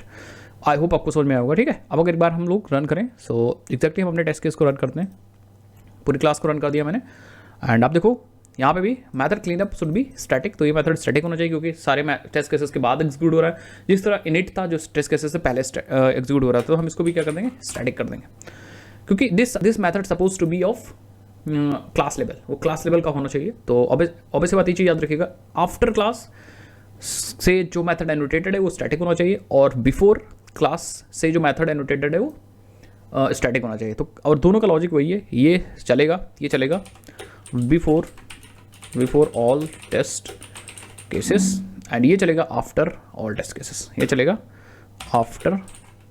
After all test cases, ठीक है। सो एक बार मैं रन करता हूँ अपनी क्लास को एंड देखते हैं भाई एक्जैक्टली। आप देखोगे आउटपुट हल्का सा मैं थोड़ा सा और ऊपर कर दूँ, आप देखो यहाँ पे ये आया है बिफोर टेस्ट केसेस से, दैट मीन्स बिफोर क्लास की हेल्प से आया है, जो मेथड एनोटेटेड था वो एग्जीक्यूट हुआ, इनिट से आया है ये आउटपुट, ठीक है, 16-13 एंड 16-13-58 और ये आया है आफ्टर ऑल टेस्ट केसेस 16-13-58। तो विद इन फ्यू सेकंड से भी कम टाइम लगा इसको एग्जीक्यूट होने में, ठीक है। सो आई होप आपको दो एनोटेशन समझ में आ गए। लेकिन यार रिक्वायरमेंट कुछ और भी तो हो सकती है, ऐसा भी हो सकता है कि आपको हर एक टेस्ट केस से पहले कुछ काउंटर सेट करना हो, ठीक है, या काउंटर रीसेट करना हो हर एक टेस्ट केस से पहले। तो आप क्या कर सकते हो, आप दो एनोटेशन और यूज़ कर सकते हो, एक है बिफोर और एक है आफ्टर। अगर आपको हर एक टेस्ट केस से पहले अगर आपको क्या करना है, कोई लॉजिक एग्जीक्यूट करना है, तो मैं यहाँ पे लिखता हूँ पब्लिक, एक मेथड बनाता हूँ void before each test case, before each या बिफोर ईच बस बनाओ। एंड हम चाहते हैं कि ये जो मेथड है, ठीक है, बिफोर ईच केस, ये मेथड हर एक टेस्ट केस से पहले चले। तो इस मेथड को हम एग्जीक्यूट कर देंगे बिफोर से। अब क्या होगा, बिफोर एनोटेशन क्या करेगा, ये इस मेथड को हर एक टेस्ट केस से पहले एग्जीक्यूट करेगा। That means executes the method before each test case। Wow, ठीक है। अगर हम चाहते हैं हर एक टेस्ट केस के बाद कुछ एग्जीक्यूट हो तो उसके लिए आफ्टर एनोटेशन है। तो अगर मैं यहाँ पे रन करता हूँ तो आप हर एक टेस्ट केस से पहले आपको ये वाला आउटपुट मिलेगा, देखिएगा मैं आपको दिखाता हूँ। सबसे पहले तुम्हारा इनिट चला, देन आप देखो ये हमारा मेन टेस्ट था, ये आउटपुट मेन टेस्ट से आ रहा है, उससे पहले बिफोर ईच टेस्ट केस, ठीक है। अब ये टेस्ट केस खत्म हो गया, देन फिर से इस टेस्ट केस से पहले ये वाला चला बिफोर ईच टेस्ट केस, तो ईच टेस्ट केस हर एक टेस्ट केस से पहले चलेगा, देन फाइनली आफ्टर वाला चला। आप देख सकते हो ये हमारा टेस्ट केस है, टेस्ट केस है, टेस्ट केस से पहले ये टेस्ट केस का आउटपुट है, उससे पहले ये आउटपुट आ चुका है, फिर दूसरे वाले पे जाकर के देख सकते हो इससे पहले ये वाला आउटपुट आ चुका है। सो आई होप आपको चीज़ें समझ में आ गई। तो ये 4 इंपॉर्टेंट एनोटेशंस हैं जो यूज़ होंगे बहुत बार, आपको कुछ इनिशियलाइज करना है before all the test case, अगर आपको कुछ इनिशियलाइज करना है before each and after each test case, तो आप इसका यूज़ कर सकते हो अगर आपको कुछ क्लीन अप करना है, ठीक है। जैसे फॉर एग्जांपल अगर आपको कोई काउंटर यूज़ करना है और हर एक टेस्ट केस से पहले उस काउंटर को रीसेट करना है, तो आप यहाँ पे यूज़ कर सकते हो। जैसे मैं आपको दिखाता हूँ, सपोज आपने यहाँ पे काउंटर लिया 0, काउंटर लिया 0 और आपने इस काउंटर को यूज़ किया, आपने मेन यहाँ पे यूज़ किया, आपने इस काउंटर को एक लूप लगाया, लेट्स सपोज एक लूप लगाया for integer i is equal to 1, i is less than equal to 20, i plus plus, ये लूप लगाया और आपने काउंटर में i को प्लस करते गए, ठीक है। एंड फाइनली इस टेस्ट खत्म होने से पहले देखते हैं कि हमारा i की वैल्यू क्या है, काउंटर की वैल्यू क्या है, counter after counter in first test case, बस फर्स्ट मैंने ऐसा नाम दिया first test case, and then counter की वैल्यू हम लोग देखते हैं काउंटर, ठीक है। लेकिन हम चाहते हैं कि ये काउंटर जितना भी इसमें बढ़ा है पहले टेस्ट केस के अंदर, जब दूसरा टेस्ट केस चले तो इस काउंटर को हम लोग रीसेट कर दें, तो हम लोग आएंगे बिफोर ईच, हर एक टेस्ट केस से पहले इस काउंटर की वैल्यू को हम 0 कर देंगे। नाइस। फिर हम अगर कुछ चेंज करें या कुछ भी करें तो हम लोग सपोज हम लोग ने दूसरे टेस्ट के अंदर इसको चलाया हम लोग ने 100 तक का, एंड हम लोग एग्जैक्टली देखते हैं भाई सेकंड टेस्ट केस के बाद कितना आउटपुट आता है, ठीक है। तो बस ये चीज़ समझने के लिए इसको हम करते हैं सेकंड टेस्ट केस। अब हम रन करते हैं और इसका एक यूज़फुल एंड प्रैक्टिकल आपको चीज़ भी समझ में आ गई होगी एग्जैक्टली कहाँ पे हम लोग यूज़ कर सकते हैं इसको। तो ऐसे कभी बहुत बार चीज़ें जब आप टेस्ट करोगे तो ज़रूरत होगी किसी चीज़ को इनिशियलाइज करना सारे टेस्ट केस से पहले, हर एक टेस्ट केस से पहले, ठीक है। तो ये आउटपुट थोड़ा समझ नहीं आएगा आपको, बिफोर ऑल और आफ्टर ऑल तो समझ में आता है। यहाँ पे चलते हैं तो आप देखोगे before is test case, and आप देखो काउंटर इस टेस्ट केस के खत्म होने पे 210 है, समझ में 210 है। एंड यहाँ पे चलते हैं तो यहाँ पे देखोगे काउंटर 550 है। सो आप देखोगे यहाँ पे चीज़ें I think okay, so counter 0 से स्टार्ट हुआ एंड 1 से लेकर के 20 तक का आई थिंक नंबर ऐड हुआ है, बिल्कुल ठीक है। और इसमें 1 से लेकर के दूसरे में कहाँ तक लूप चलाया था हमने 100 तक का, तो ये नंबर ऐड हुआ। आप बाकी कैलकुलेशन कर सकते हो एंड आई होप आपको समझ में आ गया होगा। सो इस वीडियो में हम लोगों ने देखा कुछ इंपॉर्टेंट एनोटेशन, इसको मैं क्या करूँगा अपने एक्सेल शीट में भी हम लोग यूज़ कर लेंगे, डाल देंगे। तो एक्सेल शीट में मैं इन एनोटेशंस को डाल दूंगा जहाँ से आपको एक क्लैरिटी मिल जाएगी। बस याद रखिएगा ये एनोटेशंस हैं आपको JUnit 4 में मिलेंगे। अगर इन एनोटेशंस को अगर आप JUnit 5 में सर्च करोगे तो वहाँ नहीं मिलेंगे, वहाँ पे दूसरे एनोटेशंस है, मैं वो चीज़ आपको दिखाऊंगा, ठीक है। JUnit 5 का पहले हम लोग सेटअप कर लेते हैं, देन JUnit 5 में हम लोग उन टेस्ट केसेस को देखते हैं, ओके। कैसे उन टेस्ट केसेस को देखते हैं विद दैट एनोटेशंस जो JUnit 5 में हमें मिलते हैं, ओके। सो आई होप आपको ये सब में आ गए होंगे। इंपॉर्टेंट एनोटेशंस कौन कौन से थे, before class, after class, before after and test, before after and test. यहाँ पर मैं एक बार लिख देता हूँ, एक था बिफोर क्लास एंड देन था आफ्टर क्लास एंड देन था हमारा बिफोर एंड देन था हमारा आफ्टर, ठीक है। एंड एक एनोटेशन जो इंपॉर्टेंट हम लोगों ने सीखा था वो था टेस्ट एनोटेशन। टेस्ट में आप थोड़ा सा कस्टमाइज और कर सकते हो सकता है आपका टेस्ट ज़्यादा टाइम ले रहा है तो आप चाहते हो कि भैया 2 सेकंड तक ही टेस्ट करें, उसके बाद हमारा टेस्ट फेल हो जाए, कितना भी टाइम ले, ठीक है। बहुत बार ऐसा होता है रिसोर्सेज बहुत ज़्यादा टाइम लेने लगते हैं। तो मेन टेस्ट पे आते हैं जहाँ हम लोगों ने टेस्ट किया था ये, तो आप यहाँ पे वैल्यू भी पास कर सकते हो, यहाँ पे टाइम आउट भी दे सकते हो। टाइम आउट सपोज आपने दे दिया 2000 मिली सेकेंड्स, ये मिली सेकेंड्स है। तो एक्जैक्टली अब क्या होगा कि अगर ये आपका लॉजिक जो है अगर 2000 मिली सेकंड से ज़्यादा टाइम ले रहा होगा, 2 सेकंड से ज़्यादा टाइम ले रहा हो तो आपका टाइम आउट हो जाएगा और टेस्ट केस फेल हो जाएगा अपने आप से, ठीक है। सपोज टाइम चलने में ज़्यादा लग रहा है तो अपने आप से टेस्ट केस फेल हो जाएगा। मैं आपको दिखाता हूँ। सपोज हमने यहाँ पे एक थ्रेड बना दिया, थ्रेड डॉट स्लीप, और इसको 3 सेकंड का टाइम दे देते हैं भैया, 3 मिली सेकंड का टाइम देते हैं कि ये करने में 3 सेकंड इसको लगते हैं, समझ गए मेरे को।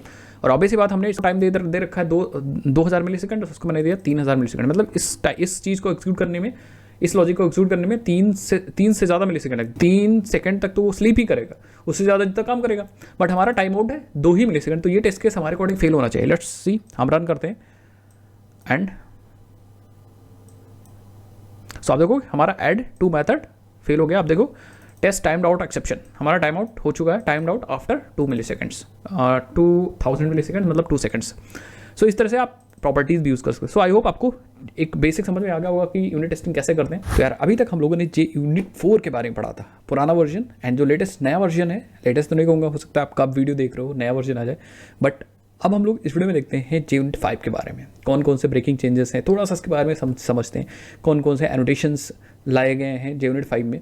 लेकिन अभी तक जो हम लोग ने लिखे थे सारे टेस्ट केसेस, उसमें यूज़ किया था जे यूनिट 4। तो चलिए स्टार्ट करते हैं और समझते हैं हम लोग जे यूनिट 5 के बारे में। अब यार जे यूनिट 4 एंड 5 दोनों का मेन मकसद है टेस्ट केसेस लिखना, एंड टेस्ट केसेस में हम टेस्ट करते हैं लॉजिक को कि लॉजिक सही काम कर रहा है कि नहीं लॉजिक काम कर रहा है। तो इंटेंशन एक ही, बट क्योंकि यार नए फीचर्स का सपोर्ट प्रोवाइड करना, कुछ जो खामियां थी उसको सही करना, ऑब्वियस बात है, इसीलिए नए नए तरीके से कुछ डेवलपर्स को चीज़ें आसान करना, इसीलिए नए नए वर्जन्स आते रहते हैं। तो इसीलिए जे यूनिट 5 आ गया है। तो अगर बात करें तो JUnit compose of several different modules. तो जे यूनिट 5 के अंदर जो है वो अलग अलग मॉड्यूल्स हैं। कौन कौन से मॉड्यूल हैं एक एक करके हम लोग देखते हैं। जे यूनिट प्लेटफॉर्म सबसे पहला मॉड्यूल है, and then JUnit Jupiter, JUnit vintage. इन तीनों मॉड्यूल को मिला करके या तीनों सब प्रोजेक्ट को मिला करके एक्चुअली हमारा मेन जे यूनिट 5 बनता है। अब इन तीनों का कह सकते हैं जे यूनिट प्लेटफॉर्म, जे unit Jupiter, JUnit vintage, इन तीनों को मिला करके, इन तीनों का जो काम है उसको मिला करके हमारा जे यूनिट 5 बनेगा। तो ऑब्वियस बात है, सारे जो कह सकते हैं कि जो तीनों मॉड्यूल को मिला दिया गया, तो जो हमें मिला आउटपुट वो जे यूनिट 5 है। लेकिन यार ये करते क्या क्या मॉड्यूल है, किस लिए ये सारे मॉड्यूल्स हैं और क्या क्या काम है इनका, क्या क्या फीचर है कह सकते हैं, वो एक एक बारी समझते हैं। तो सबसे पहले इधर से स्टार्ट करते हैं हम लोग।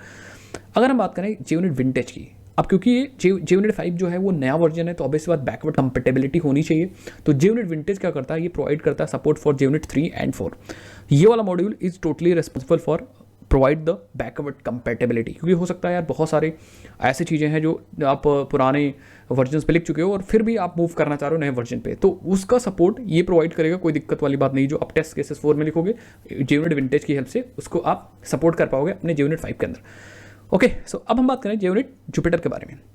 अब जुपिटर क्या है एक्चुअली, इसकी हेल्प से हमें नया new programming and extension model, तो इसकी हेल्प से हमें नया प्रोग्रामिंग एंड एक्सटेंशन मॉडल मिला एंड नए एनोटेशंस मिल गए हैं। जे यूनिट 4 में 3 में कुछ अलग एनोटेशंस यूज होते थे, यहाँ पे हमें नया एक्सटेंशन मॉडल मिल गया जिसमें हमें नए एनोटेशंस हैं। जैसे मैं कुछ एनोटेशंस बता दूँ, जैसे एक्सटेंड विद है, बिफोर ईच, आफ्टर ईच, ठीक है, ऐसे करके बहुत सारे एनोटेशंस हमें मिल गए। अभी हम उसको अपकमिंग वीडियोस में उसके बारे में कंप्लीटली डिस्कस करेंगे, ठीक है। एंड साथ ही साथ में ये जो जे यूनिट विंटेज है, सॉरी जे यूनिट जो जुपिटर है, not vintage, J unit Jupiter जो है वो हमें प्रोवाइड करेगा टेस्ट इंजन इम्प्लीमेंटेशन।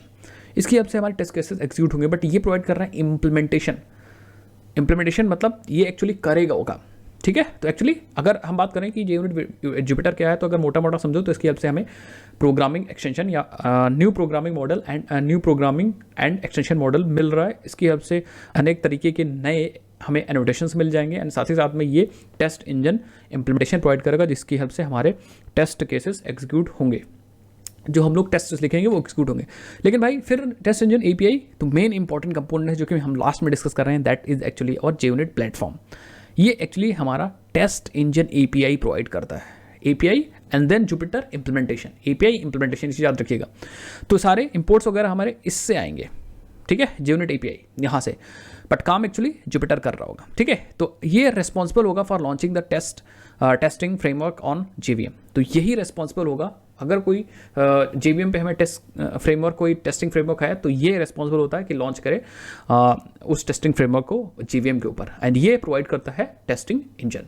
अब हम लोग कस्टम इम्प्लीमेंटेशन भी टेस्ट इंजन के कर सकते हैं ये सारा काम करने के लिए, एंड हम लोग कस्टम इम्प्लीमेंटेशन दे करके टेस्ट इंजन की हम लोग दूसरी थर्ड पार्टी एपीआईज को भी इंटीग्रेट कर सकते हैं बहुत आसानी से अपने जे यूनिट 5 में with the help of J unit platform. तो एक्चुअली जे यूनिट जो हमें टेस्ट इंजन प्रोवाइड कर रहा है या टेस्ट इंजन की एपीआई प्रोवाइड कर रहा है, जुपिटर हमें टेस्ट इंजन की इंप्लीमेंटेशन प्रोवाइड कर रहा है। तो इन तीनों को मिला दिया गया भाई, तब हमारा बन जाएगा जे यूनिट 5, एंड आई होप आपको समझ में आ गया। अब एक इंपॉर्टेंट चीज़ है कि जे यूनिट 5 को कैसे हम लोग अपने सिंपल मेवन प्रोजेक्ट में कैसे हम लोग इंटीग्रेट करेंगे, वो हम लोग देखते हैं। अब आप लोग के दिमाग में एक चीज़ और आ रही होगी, उसका डाउट भी मैं क्लियर कर दूंगा, इसकी आपको स्प्रिंग बूट में ये आपको सेटअप करने की जरूरत नहीं पड़ेगी, क्योंकि जब आप स्प्रिंग बूट का नया प्रोजेक्ट बनाते हो तो उसके अंदर आपको एक बाय डिफॉल्ट टेस्टिंग की लाइब्रेरीज मिल जाती है, तो वो टेस्टिंग की लाइब्रेरी अपडेटेड ही होती है, ठीक है। तो आपको जब स्प्रिंग बूट का प्रोजेक्ट बनाओगे तब आपको वहाँ पे कोई भी लाइब्रेरी यूज़ करने की ज़रूरत नहीं होगी, सेटअप नहीं करने की ज़रूरत होगी, यूज़ तो करना ही होगा। ओके, इंप्लीमेंट करते हैं JUnit 5 अपने प्रोजेक्ट के अंदर। प्रोजेक्ट मीन्स कि जो हम अभी प्रोजेक्ट कर रहे थे, नॉट अपना मेन प्रोजेक्ट, उसके अंदर हम लोग सबसे पहले सीखते हैं एंड देन नई नई कौन सी चीज़ें वो सीखते हैं एंड देन हम लोग अपने प्रोजेक्ट में तो करेंगे, ठीक है। बट सेटअप करना बहुत ज़्यादा इंपॉर्टेंट है अगर आपके पास सिंपल मेवन का प्रोजेक्ट है। ओके, तो यार अब हम लोग अपने प्रोजेक्ट में JUnit 5 पे अपडेट करने वाले हैं, कह सकते हैं अपग्रेड करने वाले, क्योंकि हम वर्जन ही चेंज करने वाले 4 से 5 पे, ठीक है। तो अभी अगर हम देखें pom.xml के अंदर तो हमारे पास यहाँ पे JUnit 4 है।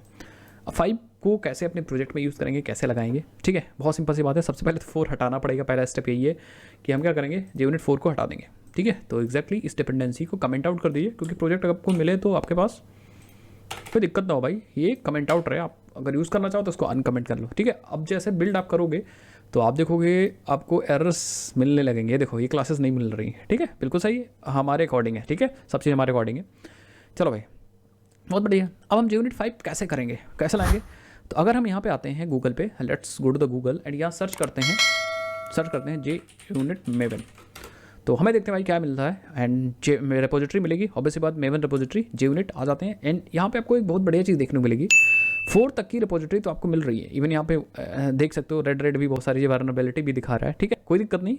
4.13 आप यूज़ कर सकते हो विदाउट वल्नरेबिलिटी है एंड यूसेज वगैरह भी आप देख सकते हो, ठीक है। बट जब आप यहाँ पे देखोगे कुछ चीज़ें आपको दिखेंगी बढ़िया वाली, ये देखो आप यहाँ आपको दिखेगी, this artifact was move to JUnit Jupyter API। बात समझ में आई, मतलब अब यहाँ पे इसका सपोर्ट नहीं है कि भैया आपने यहाँ पे आया और यहाँ पे आए और यहाँ पे वर्जन चेंज किया, काम हो गया, ठीक है, आर्टिफैक्ट ID वगैरह सब चेंज हो गई है और वो कहाँ चली गई, JUnit Jupyter API, that means यहाँ पे आ सकते हैं। एंड अब हम लोग 5 देखो, ये जो 5 वाला वर्जन है वो यहाँ मेंटेन किया जा रहा है, इसका आर्टिफैक्ट अलग है, इसका आर्टिफैक्ट अलग है गाइस, ठीक है। तो अब हम लेटेस्ट 5.9 पे क्लिक करते हैं एंड जैसे आप 5.9 पे क्लिक करोगे तो आप देखोगे यहाँ group ID org.junit.jupyter, artefact ID देखोगे JUnit-Jupyter-API। इस API को हम लोग यूज़ करेंगे, तो इसको कॉपी करेंगे। अब इसमें बहुत सारी दिक्कतें हैं, मैं आपको बताता हूँ। इसको कॉपी करेंगे, यहाँ पे पेस्ट कर देंगे। अब प्रॉब्लम पता क्या होगी, अगर हमने पेस्ट कर दिया और हम रीलोड कर लेंगे मेवन प्रोजेक्ट को, तो रीलोड हो जाएगा हमारा मेवन प्रोजेक्ट। इसको क्लियर कर लेते हैं एंड सबसे पहले हम लोग क्या करते हैं, आप देखो org.junit आ चुका है एंड बिफोर ये वाली एनोटेशंस नहीं चल रही, बाकी सब चीज़ चल रहा है। तो एक काम करते हैं, इस एरर को हटाने के लिए हम कंट्रोल करते हैं और हम लोग इस सब चीज़ को कमेंट कर देते हैं, ठीक है। प्रॉब्लम क्या आएगी गाइस कि अगर हम यहाँ पे सिर्फ और सिर्फ यही वाला डिपेंडेंसी यूज़ करेंगे तो ये सिर्फ और सिर्फ API है, उसकी इंप्लीमेंटेशन नहीं मिलेगी। तो हमें यहाँ पे इंप्लीमेंटेशन भी चाहिए और इंप्लीमेंटेशन लगाने के लिए हमें दूसरी API यूज़ करनी पड़ेगी, क्योंकि ये तो सिर्फ हमें API प्रोवाइड कर रहा है। दैट मीन्स ये हमें क्लासेस प्रोवाइड करेगा लेकिन उसकी इंप्लीमेंटेशन नहीं प्रोवाइड करेगा। तो हम लोग क्या करेंगे, इसकी API के साथ साथ हम लोग इंप्लीमेंटेशन भी लगाएंगे और हम लोग यूज़ करेंगे API के लिए आप देख सकते हो JUnit Jupyter Engine for the implementation. तो हम लोग इसी को कॉपी कर लेते हैं या फिर आप गूगल पे चलते हैं यहाँ पे एंड यहाँ पे आप सर्च भी कर सकते हो JUnit Jupyter Engine, ठीक है, आपको दिख जाएगी JUnit Jupyter Engine, या आप गूगल कर सकते हो, बिल्कुल सही, यहाँ पे JUnit Jupyter Engine, ठीक है। एंड बिल्कुल इसी की बात कर रहे हैं, core package for the JUnit Jupyter test engine, आप देख सकते हो, ठीक है। तो एग्जैक्टली हम मेवन रिपोजिटरी पे चलते हैं एंड यही वाली 5.9 यही JUnit Jupyter Engine, इसको कॉपी कर लेते हैं एंड यहाँ पे आ जाते हैं, इसको भी लगा देते हैं, ठीक है। तो हमें इंजन भी मिल जाएगा, 5.9 वर्जन सेम है तो ज़्यादा बेटर है। उसके बाद हम लोग क्या करेंगे, हम लोग को अगर पैरामीटराइज टेस्ट केसेस लिखने हैं तो हमें यहाँ पे JUnit Jupyter पैरम्स वाली भी डिपेंडेंसी लानी पड़ेगी। तो आप यहीं डायरेक्टली आप चेंज कर सकते हो, ठीक है। यहाँ पे आओ, यहाँ पे JUnit इंजन की जगह हम लोग यहाँ पे यूज़ कर सकते हैं पैरम्स। तो इसकी हेल्प से हम लोग पैरामीटराइज टेस्ट केसेस लिख पाएंगे।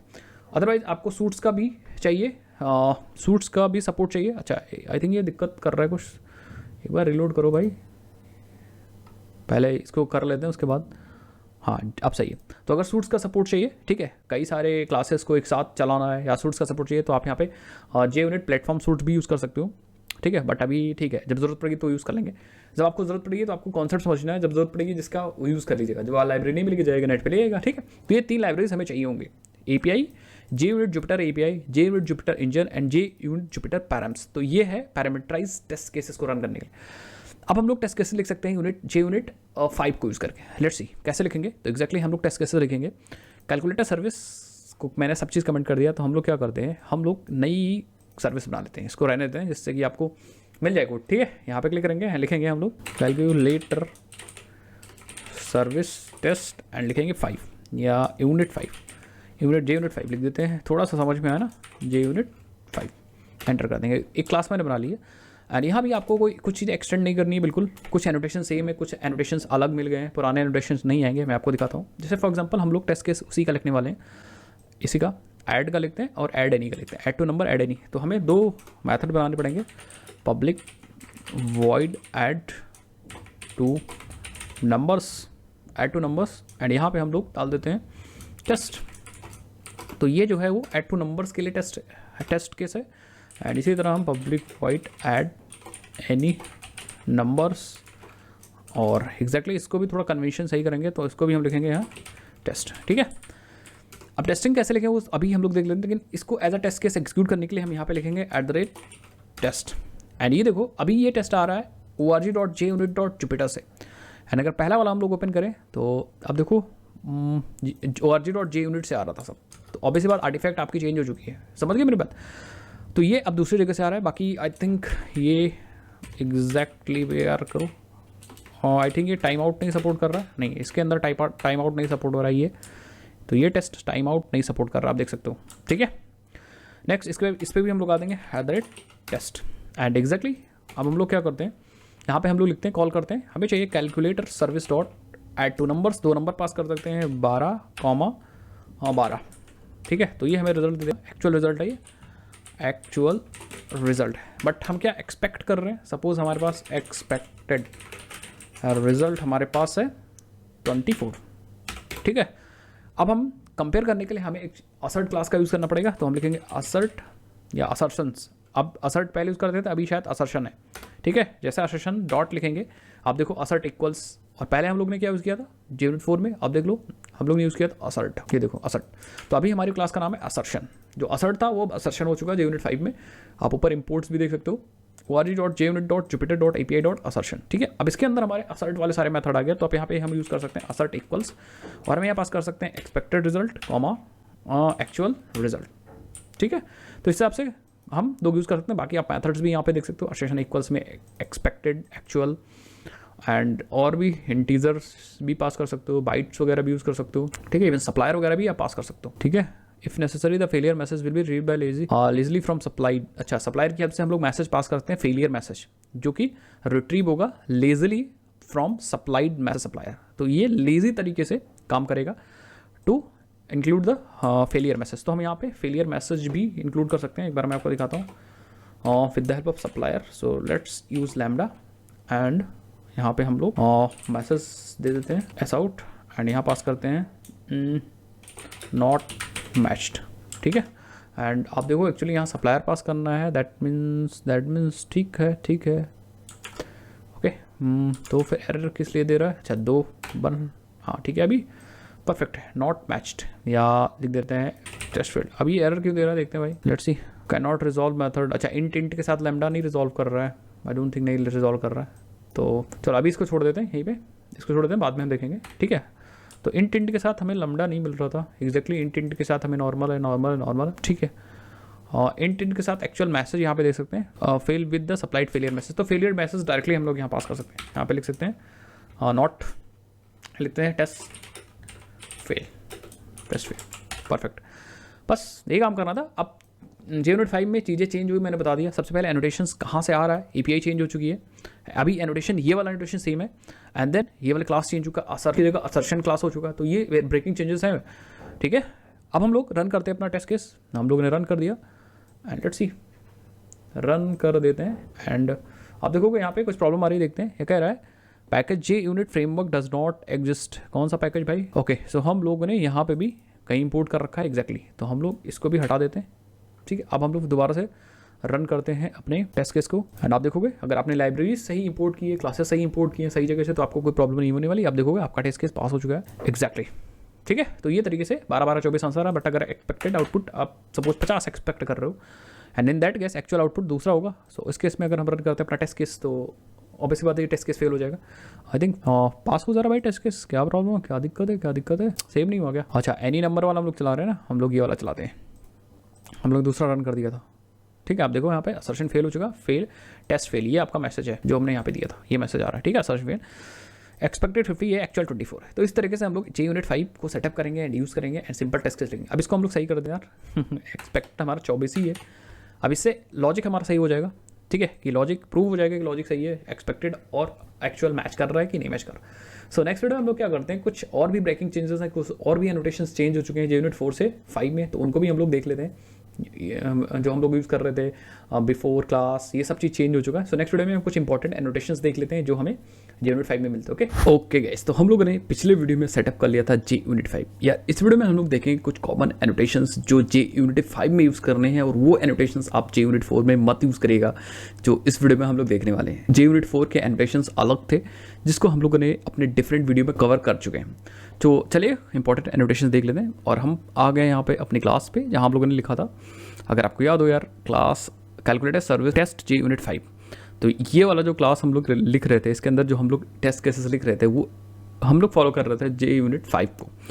तो बहुत ईजी था, कुछ ज़्यादा था नहीं। हम लोग एक दो टेस्ट केस और लिख देते हैं, जैसे ये वाला टेस्ट केस लिख देते हैं। तो हम लोग क्या करते हैं यार, थोड़ा सा अंदर चलते हैं और यहाँ पे हम लोग सबसे पहले तो हम कैलकुलेटर सर्विस का यूज़ कर लेते हैं सम एनी, और इसमें हम कुछ नंबर्स पास कर देते हैं, ठीक है, एंड देन ये हमें रिजल्ट रिटर्न कर देगा।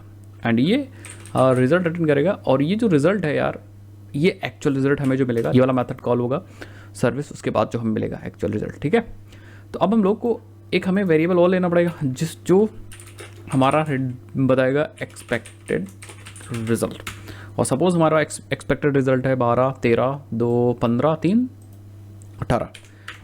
अब हम असर्ट लगाएंगे, देखेंगे असर्शंस डॉट असर्ट, बहुत सारे मेथड में असर्ट इक्वल्स यूज़ कर लेंगे, एंड हम पास करेंगे अपना एक्सपेक्टेड, पहले एक्सपेक्टेड एंड देन हम पास कर देंगे अपना actual, and that means result, ठीक है।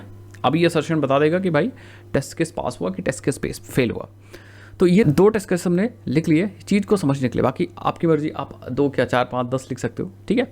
लेकिन अब कुछ एनोटेशन चेंज हुआ। अभी ये एनोटेशंस तो भैया हमारे वही है जो हम लोग यूज़ कर रहे थे, तो इसमें तो हमको परेशान होने की ज़रूरत नहीं। अगर हम अभी रन कर दें तो हमारे सारे टेस्ट केसेस चल जाएंगे इस क्लास के, ठीक है। सो एक बार मैंने रन किया आपको थोड़ा सा, जिससे कि आपको क्लियरिटी हो जाए एंड जो एनोटेशंस पढ़ने जा रहे हैं उसको आप समझ जाओ। तो हमारे ये वाले टेस्ट केस पास भी, ये वाला टेस्ट केस पास। अब हमें अगर इन दोनों टेस्ट के पहले कुछ एग्जीक्यूट करना है, मतलब हम चाहते हैं एक क्लास है हमारे पास, उसके अंदर जितने भी टेस्ट हैं लिखे गए हैं उनसे पहले कोई चीज़ हमें इनिशियलाइज करनी है, तो हमें एक लॉजिक एग्जीक्यूट करना पड़ेगा। That means we have to execute the logic before all test cases. तो उस केस के लिए सबसे पहले तो एक मेथड होना चाहिए। तो हम लोग यहाँ पे एक मेथड बनाते हैं, पब्लिक वॉइड, एंड बना लेंगे इनिट मेथड। ये हम लोग ऑलरेडी कर चुके हैं अपने JUnit 4 में, एंड इसको बना देंगे स्टैटिक। स्टैटिक इसलिए बनाएंगे क्योंकि सारे मेथड से पहले इसको एग्जीक्यूट होना है, ठीक है। एंड क्योंकि और हम जो एनोटेशन यूज़ करेंगे वो उसकी भी मांग है कि भैया ये मेथड स्टैटिक होनी चाहिए। तो हम यहाँ पे लॉजिक लिख देंगे। तो हमने ऐसा आउट लिख दिया this is single time logic. Okay, तो अब हम लोग ऐसा क्या करें कि ये मेथड सारे टेस्ट केस से पहले एग्जीक्यूट हो। तो उसके लिए हमारे पास एनोटेशन है, दैट इज एक्चुअली बिफोर। अभी देखो यहाँ एनोटेशन चेंज हो गया, पहले JUnit 4 में दूसरे एनोटेशन से, तो आप देखो यहाँ पे बिफोर ऑल आ गया। तो ये क्या करेगा, बिफोर ऑल एनोटेशन हमारी हेल्प करेगा कि हमारा टेस्ट केस सारे टेस्ट केसेस से पहले चले, ये वाला मेथड सारे टेस्ट केसेस से पहले चले। सो मैं आपको दिखाता हूँ। इस चीज़ को समझने के लिए हम यहाँ पे भी क्या करेंगे, एक मैसेज दे देंगे। दैट मीन्स इसको हम लिख देते हैं फर्स्ट टेस्ट केस, एंड हम लोग यहाँ पे आते हैं और हम लोग यहाँ से एक आउट लगाते हैं और यहाँ लिख देते हैं सेकेंड टेस्ट केस, थोड़ा सा चीज़ को समझने के लिए, ठीक है, सेकेंड टेस्ट केस। अब हम लोग रन करते हैं, देखते हैं क्या इन दोनों टेस्ट केस से पहले हमारा ये इनिट वाला मेथड चल रहा है, दैट मीन्स बिफोर ऑल वाला मेथड चल रहा है कि नहीं चल रहा है। मैंने सिंपली अपने टेस्ट क्लास को रन कर दिया है, and let's see what will happen to our test class. क्या होगा भाई, तो आप देखोगे आउटपुट आया भाई, देखो this is a single test, single time logic, and हमारा test first test and second test देख सकते हो। इससे ये आउटपुट है, इससे ये आउटपुट है, और एक बार ये। तो कितने भी टेस्ट केसेस हो, बट ये ऐसा फीचर प्रोवाइड करेगा कि हम सिंगल टाइम लॉजिक लिख सकते हैं। दैट मीन्स एक बार एग्जीक्यूट होने वाला लॉजिक लिख सकते हैं। इसी का एक अपोजिट मेथड है, दैट मीन्स क्लीनअप के लिए पब्लिक स्टैटिक वॉइड क्लीनअप। अगर आपको कुछ करना है तो हमारे पास एक एनोटेशन और मिल जाएगा, आफ्टर ऑल। ये हमें ऐसा फीचर प्रोवाइड करेगा कि after all test case logic. तो हम लोग क्या कर पाएंगे, इस वाले एनोटेशन की हेल्प से ऐसा मेथड बना पाएंगे जिसको हम लोग सारे टेस्ट केस के एग्जीक्यूट होने के बाद हम इस मेथड को चला सकें। तो इसके अंदर हम क्लीन अप लॉजिक वगैरह लिख सकते हैं, कुछ क्लीन वगैरह करना है या कुछ भी करना है। एक बार हम लोग देख लेते हैं भाई। तो बीच में हमारे टेस्ट केसेस चलेंगे, देखो आप देखो यहाँ पे, ठीक है, 2 टेस्ट केसेस हैं एंड ये बिफोर ऑल से आया और ये आफ्टर ऑल से आया। तो कहने का मतलब कि अगर हमें टेस्ट केसेस से पहले कुछ करना है, सारे टेस्ट केसेस से टेस्ट केसेस के बाद में कुछ करना है, तो हम लोग ये चीज़ यूज़ कर सकते हैं। इसी तरह गाइज हमारे पास अगर हम चाहते हैं कि हर एक टेस्ट केस से पहले कोई मेथड चले, हर एक टेस्ट से पहले कोई मेथड चले, तो हम लोग सबसे पहले तो हम लोग यहाँ पे मेथड बनाते हैं public void each test case, और एक मेथड होगा जो हम एग्जीक्यूट करेंगे public void after test case. And हम लोग यहाँ पे यूज़ करेंगे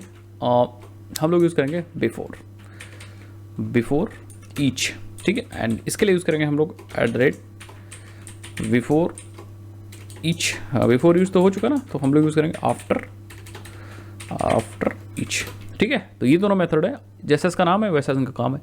बिफोर ईच का मतलब हर एक टेस्ट केस से पहले, आफ्टर ईच मतलब हर एक टेस्ट केस के बाद। तो हम लिख देते हैं बिफोर ईच एंड यहाँ भी आ जाते हैं, ऐसा आउट कर देते हैं आफ्टर ईच। नाइस। सो आई होप आपको हल्का सा क्लियर हो गया होगा। चलो हम रन करते हैं। तो 4 एनोटेशंस तो हो गए एंड 5 एनोटेशंस जो हम लोग रेगुलरली यूज़ कर रहे हैं, ठीक है।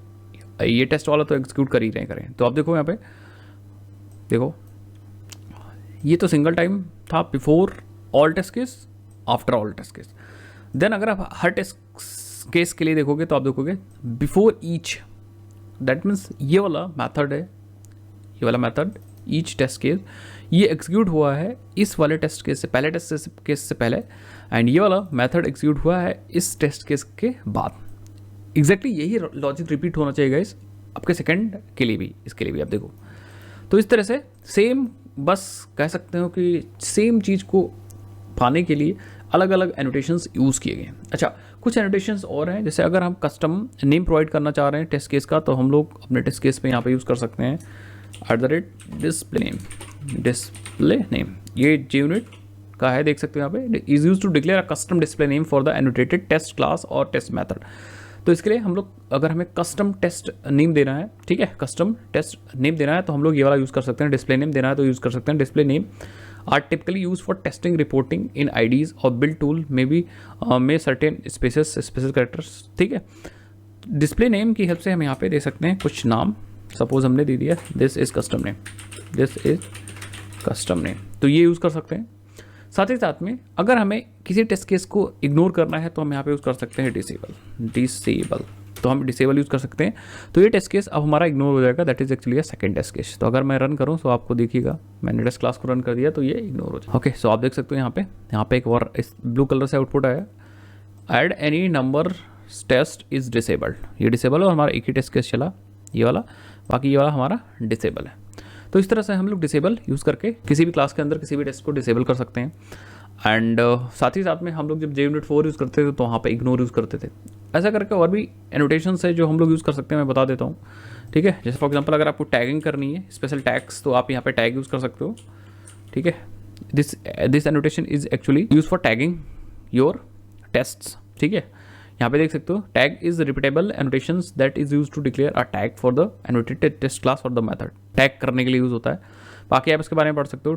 Tags are use to filter. अब ये यूज़ होंगे एक्चुअली डिस्कवर करने के लिए और फिल्टर करने के लिए। ज़्यादातर टैग्स हम लोग किसी भी क्लास को या किसी भी मेथड को टैग करते हैं, ओके। इसी तरह अगर हम चाहते हैं कि यार एक नेस्टेड एनोटेशन भी होता है, तो ये भी यूज़ होता है किसी भी क्लास के ऊपर, बट नेस्टेड का मतलब एक क्लास के अंदर दूसरी क्लास है, तो हम लोग अंदर वाली क्लास को नेस्ट करते हैं। जैसे नेस्टेड क्लासेस के लिए बेसिकली ये वाला नोटेशन यूज़ होता है फॉर नेस्टेड क्लासेस, ठीक है। तो आप यहाँ पे देख सकते हैं, use to signal that the class that is annotated with this annotation is actually a nested class. तो अगर हमारे पास क्लास के अंदर कोई क्लास है तो हम लोग इसकी हेल्प से ये बता सकते हैं कि ये जो है भैया वो नेस्टेड क्लास है, उसके अंदर एक और क्लास थी, उस पर ये एनोटेशन लगाया गया है। तो इस तरह से हम लोग नेस्टेड भी यूज़ कर सकते हैं। इसी तरह हमारे पास और भी अन्य एनोटेशंस हैं, जैसे एक है टेस्ट फैक्ट्री। तो टेस्ट फैक्ट्री एनोटेशन यूज़ होता है गाइस किसी भी मेथड को मार्क करने के लिए कि भैया ये मेथड मार्क्ड है टेस्ट फैक्ट्री, तो ये मेथड एक्चुअली है टेस्ट फैक्ट्री मेथड, तभी आप इसको यूज़ करते हो। अब आप यहाँ पे देख सकते हो सारी डिटेल लिख दी गई है, तो आपको कभी ज़रूरत है तो इसको आप डॉक्यूमेंटेशन रेफर करके आप पढ़ सकते हो, ठीक है। इस तरह अन्य मेथड्स हैं, उनको भी हम लोग यूज़ कर सकते हैं, जब ज़रूरत होगी तो उनको यूज़ करेंगे। तो ये कुछ कॉमन मेथड्स होंगे जो JUnit 5 में यूज़ होंगे, एक्जैक्टली जैसे हम लोग JUnit 4 में यूज़ कर रहे थे। तो इनको मैं डाल दूंगा अपने PPT में डाल दूंगा, जिससे कि आप जा करके रिवाइज करिए। ओके, सो आई होप आपको समझ में आएगा। अब नेक्स्ट वीडियो में हम लोग क्या करते हैं, थोड़ा सा असर्शन क्लास के बारे में देख लेते हैं, कौन कौन से मेथड्स इंपॉर्टेंट है ये देख लेते हैं, एंड देन हम लोग अपना JUnit के साथ साथ मॉकिटो स्टार्ट करते हैं। ओके, तो यार पिछले वीडियो में हम लोग ने देख लिया था यार कुछ इंपॉर्टेंट एनोटेशन जो हम लोग को JUnit 5 में करना है और सीखना है।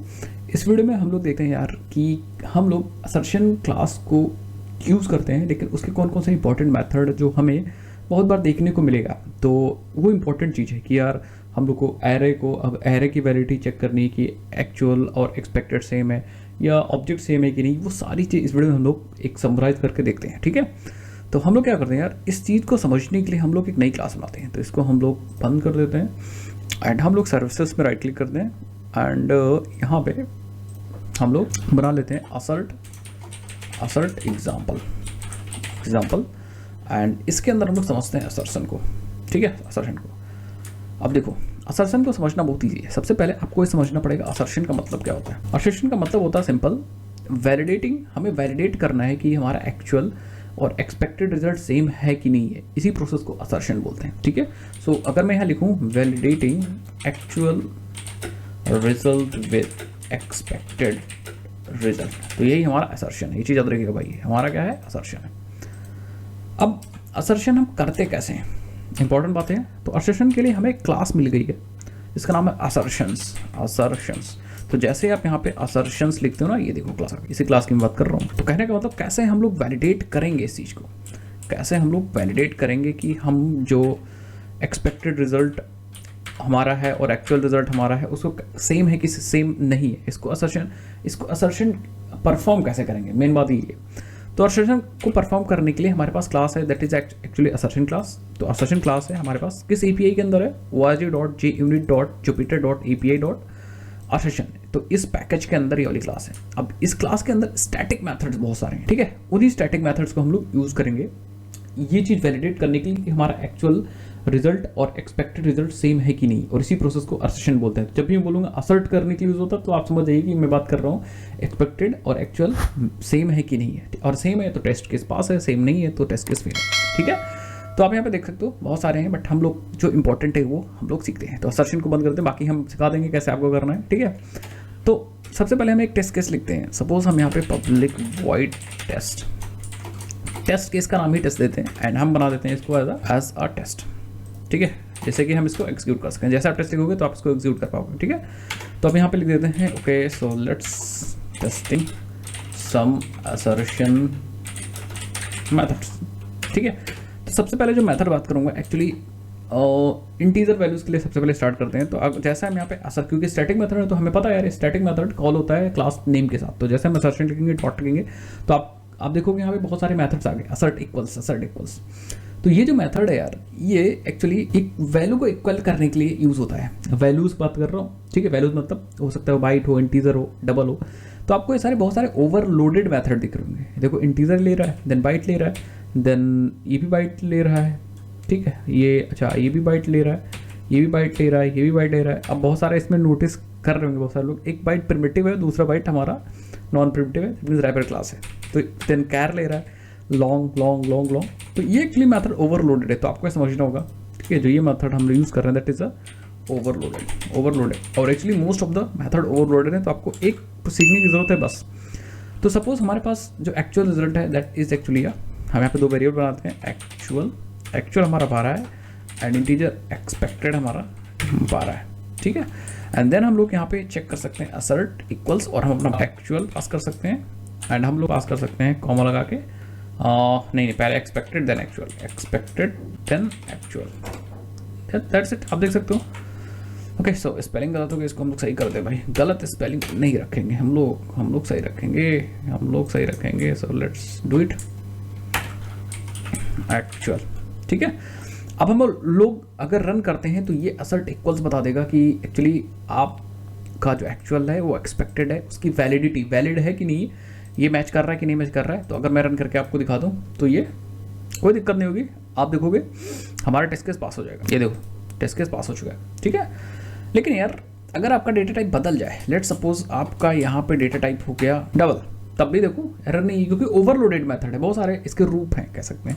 या अगर हमारे पास बाइट आ गया तब भी एरर नहीं आएगी, क्योंकि ओवरलोडेड है भाई।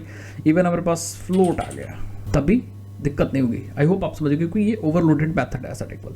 तो ये तो रही बात नॉर्मल की। अच्छा, एक अगर फ्लोट है नॉर्मल और एक है हमारा रैपर क्लास। ठीक है, सो आप देखो एक सेकेंड भाई क्या कर रहा है। ठीक है, ये कह रहा है ओके, सो यहीं पे एरर दे रहा है, एक फ्लोट क्लास बना देते हैं वैल्यू देने के लिए।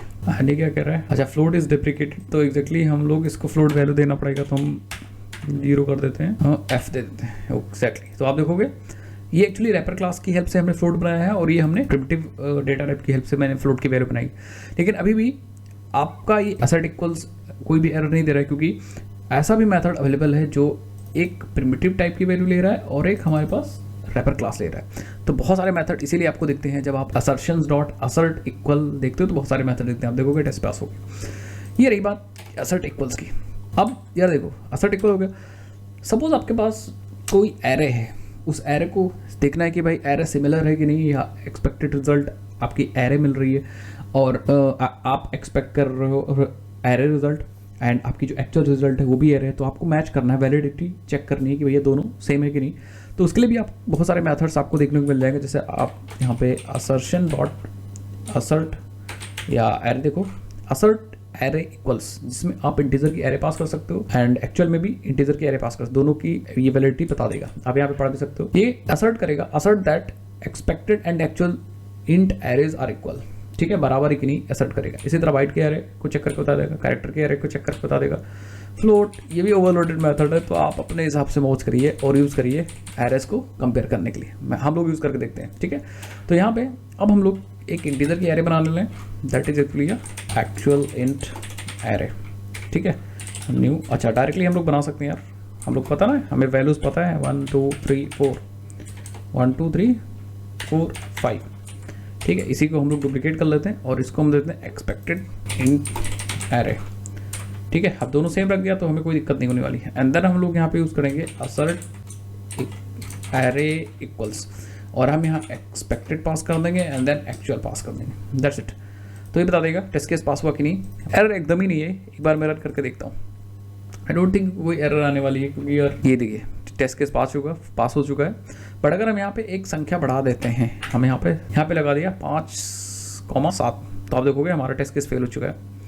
एरे की लेंथ डिफर हो रही है, तो एरे की लेंथ डिफर हो गई, समझ गए ना मेरी बात, समझ गए मेरी बात। तो यहाँ पे अगर सेम एरे है तब तो कोई दिक्कत नहीं है, और अगर जैसे आपने कुछ ऐसा रख दिया तो टेस्ट केस फेल हो जाएगा, एक्चुअल और एक्सपेक्टेड डिफरेंस हो जाएगा। सो आई होप आपको चीज़ें समझ में आ गई। अब हम लोग सेम रख देते हैं। लेट्स से अगर हम इसका टाइप बदल देते हैं, तो आप देखोगे क्योंकि ऐसा ओवरलोडेड कोई भी मेथड अवेलेबल नहीं है जो एक इंटीजर और एक डबल ले रहा हो, तो ये चीज़ याद रखिएगा, डिफरेंट टाइप्स नॉट अलाउड। तो एरे को कभी कंपेयर करना होगा तो ये वाला चीज़ आप यूज़ कर लीजिएगा, ये वाला मेथड यूज़ कर लीजिएगा। इसी तरह और भी हमारे पास मेथड है, जैसे फॉर एग्जांपल अगर हम यहाँ पे असर्शन डॉट लिखते हैं, तो जैसे आपको चेक करना है यार कि हमारे पास 2 ऑब्जेक्ट हैं और वो 2 ऑब्जेक्ट हैं और कोई वेरिएबल सेम ऑब्जेक्ट को पॉइंट आउट कर रहा है या सेम ऑब्जेक्ट है कि नहीं। ठीक है, यहाँ मैं रेफरेंस की बात कर रहा हूँ, इक्वल नहीं बात कर रहा हूँ। तो अगर आपको ये पॉइंट आउट करना है तो आपके पास यहाँ पे देखो असर्ट सेम करके ऑप्शन है, एक मेथड है। ये क्या करेगा, ये बताएगा कि assert that the expected and actual refers to the same object. तो यहाँ पे 2 ये वेरिएबल ले रहा है, तो ये हमें असर्ट करके बताएगा कि एक्चुअल और जो एक्सपेक्टेड वेरिएबल्स हैं वो दोनों सेम ऑब्जेक्ट को रेफर कर रहे हैं कि नहीं कर रहे हैं। अगर सेम ऑब्जेक्ट को रेफर नहीं करेंगे तो हमारा मतलब ये मैच नहीं करेगा और हमारा टेस्ट केस फेल हो जाएगा। मैं आपको दिखाता हूँ, पहले हम यूज़ कर लेते हैं, देन हम यहाँ पे 2 ऑब्जेक्ट बनाते हैं, एक स्ट्रिंग बनाते हैं। हमने बना लिया एक्चुअल नेम लेते हैं, किसी का नेम मैंने राहुल ले लिया। ठीक है, एंड थोड़ा सा और समझने के लिए हम लोग वेरिएबल को इस तरह बनाते हैं, फोर्सफुली ऑब्जेक्ट को बनाते हैं एंड यहाँ पे हम लोग राहुल ले लेते हैं। ठीक है, एंड एक और बनाते हैं जो कि एक्सपेक्टेड है। हम लोग एक्सपेक्टेड नेम जो कर रहे हैं वो हम लोग नेम कर रहे हैं स्ट्रिंग, और नाम हम लोग राहुल कर रहे हैं। ये दोनों अलग अलग ऑब्जेक्ट हैं। ठीक है, क्योंकि हम लोगों ने फोर्सफुली ऑब्जेक्ट बनाया with the help of new keyword. अब हम लोग यहाँ पे पास करेंगे एक्सपेक्टेड, हमारा जो एक्सपेक्टेड नेम था एंड हमारा जो एक्चुअल नेम था। अब देखते हैं ये टेस्ट केस पास होता है क्यों कि नहीं पास होता है, क्योंकि वैल्यूज दोनों की नेम एंड एक्सपेक्टेड नेम दोनों डिफरेंट ऑब्जेक्ट को रेफर कर रहे हैं। ठीक है, मैं भी आपको एक चीज़ समझा दूंगा, बट सबसे पहले हम ये अपना टेस्ट केस रन कर देते हैं। Okay, so let's see. सो आप देखोगे हमारा टेस्ट केस फेल हो चुका है, क्योंकि देखो यहाँ पे बता रहा ना ये वाला जो ऑब्जेक्ट है एक्सपेक्टेड एंड जो एक्चुअल है वो different, was not the same, दोनों अलग अलग ऑब्जेक्ट्स हैं। ठीक है, तो असर्शन हमारा फेल हो चुका है। Expected Rahul and actual Rahul ये बता तो रहा है, बट एक्चुअली दोनों अलग अलग ऑब्जेक्ट्स हैं। बट गाइस अगर हमें यहाँ पे इक्वल चेक करना होता, जैसे हमने यहाँ पे असर्ट इक्वल्स अगर हमें चेक करना होता, तो आप देखोगे अगर मैं रन करता हूँ टेस्ट 1 को, तो उस केस में आप देखो हमारा टेस्ट केस पास हो चुका है। बट अगर हम रेफरेंस सेम ऑब्जेक्ट को पॉइंट आउट कर रहे हैं कि पॉइंट आउट नहीं कर रहे हैं, ये चीज़ हमें चेक करना था, तो इसलिए प्रॉब्लम आ गई। मैं आपको और दिखाता हूँ। हमने जो पहला ऑब्जेक्ट बनाया that is actually a different object, and जो हमने दूसरा ऑब्जेक्ट बनाया that is actually a different object. I hope आपको समझ में आया होगा कि दोनों का कहने का मतलब क्या है। और जो हमारा वेरिएबल था नेम, ये जो नेम है ये हमारे पहले वाले ऑब्जेक्ट को क्या कर रहा है, पॉइंट आउट कर रहा है। दैट मीन्स ये वाला नेम वेरिएबल है, हमारे इस वाले ऑब्जेक्ट को पॉइंट आउट कर रहा है।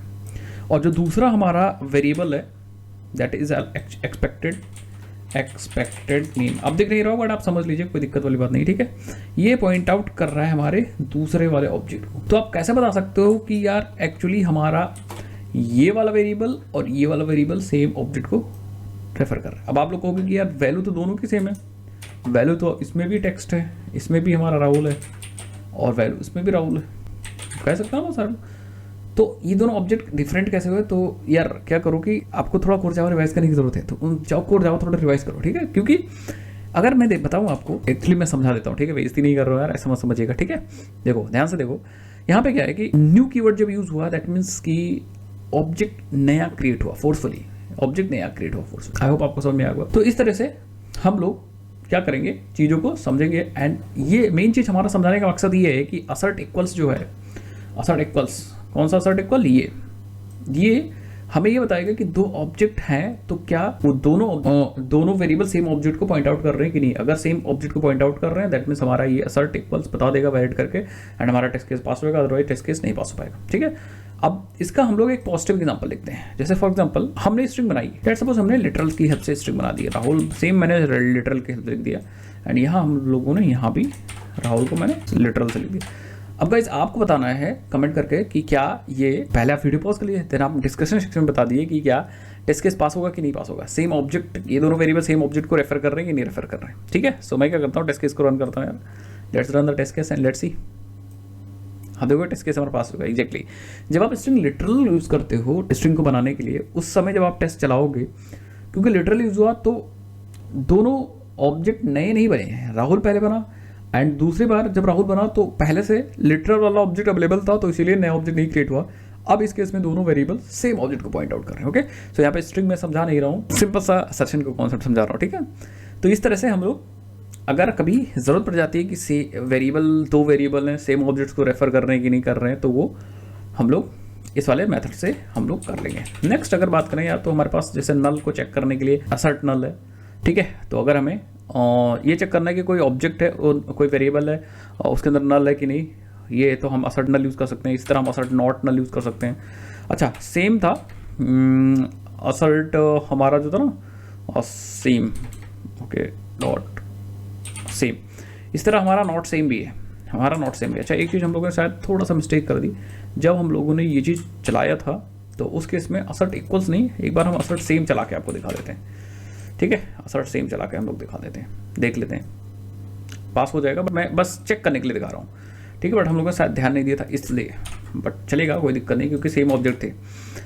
कॉन्सेप्ट क्लियर है तो कोई दिक्कत नहीं है। ठीक है, नेक्स्ट हम लोग जैसे हमने बताया ना कि इसी तरह हमारे पास एक्सटेंशन डॉट नल के लिए नल है, तो आप इससे नल असर्ट करा के देख सकते हो। ठीक है, नल, एंड इसी तरह आपके पास नॉट नल है, तो यहाँ पे नॉट नल चेक करके देख सकते हो। ओके गाइस, ठीक है, अब इसको अलग अलग भाई सब चीज़ के लिए प्रैक्टिकल करना थोड़ा सा कोई दिक्कत वाली बात नहीं। अब आप इतना तो समझ जाओगे।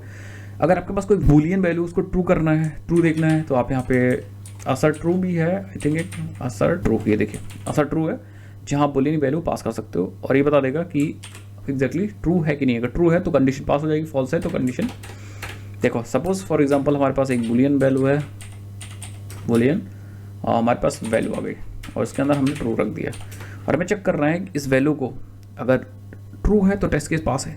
तो एग्जैक्टली हम यहाँ यूज़ करेंगे असर्शन डॉट असर्ट ट्रू, ठीक है, और हम यहाँ पे वैल्यू पास कर दें। अब इसकी वैल्यू अगर ट्रू होगी तो हमारा टेस्ट केस पास हो जाएगा। मैं राइट क्लिक करके रन करके दिखाता हूँ आपको, ये देखो। बट अगर इसकी वैल्यू फॉल्स हो गई, बाई चांस ये वैल्यू कहीं से भी आ रही हो, अलग, that's a different matter. But exactly आप देखोगे ये टेस्ट केस हमारा फेल हो जाएगा। तो इस तरह से हम लोग ये चीज़ भी चेक कर सकते हैं। नेक्स्ट, इसी तरह जिस तरह हमारा ट्रू था, ट्रू चेक करने के लिए अगर आपको टेस्ट केस लगाना है फॉल्स के लिए तो आप यहाँ पे false assertion dot assert false भी लगा सकते हो, देखो, ठीक है। तो यहाँ बुलियन सप्लायर वगैरह भी दे सकते हो, ठीक है, बहुत सारी चीज़ें दे सकते हो। डॉक्यूमेंटेशन जरूर पढ़ा करिए, जैसे मैं आपको दिखाता हूँ वैसे ही। नेक्स्ट, ट्रू फॉल्स है, ऐसा करके बहुत सारे मेथड हैं यार। असर्शन डॉट, ये देखो, इनको आप डॉक्यूमेंटेशन की हेल्प से ज़रूर से देखिए। इतने मेथड से प्रैक्टिकल करना थोड़ा सा इम्पॉसिबल हो जाता है सबके लिए, ठीक है। एंड कुछ इंपॉर्टेंट मेथड दिखता है तो मैं आपको बताता हूँ। एरे वाली चीज़ हुई है, ओके। सो आप यहाँ पे इटरेबल इक्वल्स है दो कलेक्शन को मैच करने के लिए, ठीक है। कलेक्शन का मतलब इटरेबल्स को मैच करने के लिए, सारे कलेक्शंस मोस्टली इटरेबल ही होते हैं, तो कलेक्शंस को मैच करने के लिए वाला है। लेकिन याद रखिएगा नंबर और उनका ऑर्डर भी मैच करना चाहिए। मैं आपको बताता हूँ, इसको प्रैक्टिकल करके कहता हूँ।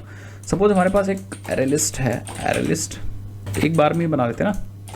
हमारे पास एक लिस्ट है जिसमें हम लोगों ने रख दिया इंटीजर्स, ठीक है, एंड ये लिस्ट बने, एंड इसको बनाएंगे हम एरेज की हेल्प से, एरेज डॉट एज लिस्ट, और इसके अंदर हम कुछ वैल्यूज रख देते हैं 1 2 3 4 5, ओके। एंड एक और लिस्ट बना लेते हैं इंटीजर, एंड इसके अंदर हम लोग लिस्ट 2 दे देते हैं। इसको भी हम लोग बनाते हैं एरेज डॉट एज लिस्ट, इसके अंदर भी 1 2 3 4 5 सेम एलिमेंट है। एंड देन हम लोग असर्शन लगाते हैं, असर्शन डॉट असर्ट, और हम लगा दिएगा इस इटरेबल वाला मेथड, इटरेबल इक्वल्स, और हमने अपनी लिस्ट 1 लिस्ट 2 मान लेते हैं हमारा एक्सपेक्टेड है, तो हमने पहले लिस्ट 2 लगाया एंड देन लिस्ट 1 लगाया। इस केस में क्या पास होगा टेस्ट? बिल्कुल पास होगा, क्योंकि सारे आइटम्स नंबर्स के साथ साथ हमारे ऑर्डर भी सेम है। तो आप देखो टेस्ट केस पास होगा। बट हम ऑर्डर बदलने जा रहे हैं, हम पहले 5 यहाँ कर देते हैं एंड 4 यहाँ कर देते हैं, देन हम लोग रन करते हैं एंड आप देखोगे सो नंबर सेम है बट उनका ऑर्डर सेम नहीं, तो आपका टेस्ट केस क्या हो गया? फेल हो गया। आप यहाँ पे देख सकते हो iterable content differ at index 3, तो इंडेक्स पे जो 3 है वो मैच नहीं किया, कहने का मतलब। तो इस तरह से हम लोग चेक कर सकते हैं। एंड बाकी यहाँ पे आप चीज़ देख सकते हो, ये भी ओवरलोडेड मेथड होगा, बहुत सारी चीज़ें ले रहा होगा, तो बिल्कुल आप इस चीज़ को देख सकते हो, ठीक है। तो ये मेथड से मैं दिख गया था इंपॉर्टेंट, तो ये चीज़ मैंने बताया। नेक्स्ट कुछ मेथड और देख लेते भाई, इंपॉर्टेंट है। असर्शन डॉट असर्ट इक्वल्स वगैरह हो गए, इक्वल्स तो हो ही गया, ओके। फॉल्स लाइन मैच, ठीक है। बस आई थिंक एक्सेप्शन के लिए भी है असर्ट थ्रो। ये देखेगा कि भाई हमारा जो टेस्ट आप कर रहे हो वो पर्टिकुलर एक्सेप्शन थ्रो कर रहा है कि नहीं। अगर वो एक्सेप्शन थ्रो कर रहा होगा तो हमारा क्या होगा कि भाई टेस्ट केस पास हो जाएगा। देखते हैं भाई, ट्राई करते हैं। सपोज हमने यहाँ पे लिख दिया असर्शन थ्रोज, और हमने यहाँ पास कर दिया run time exception dot class, ठीक है, डॉट क्लास।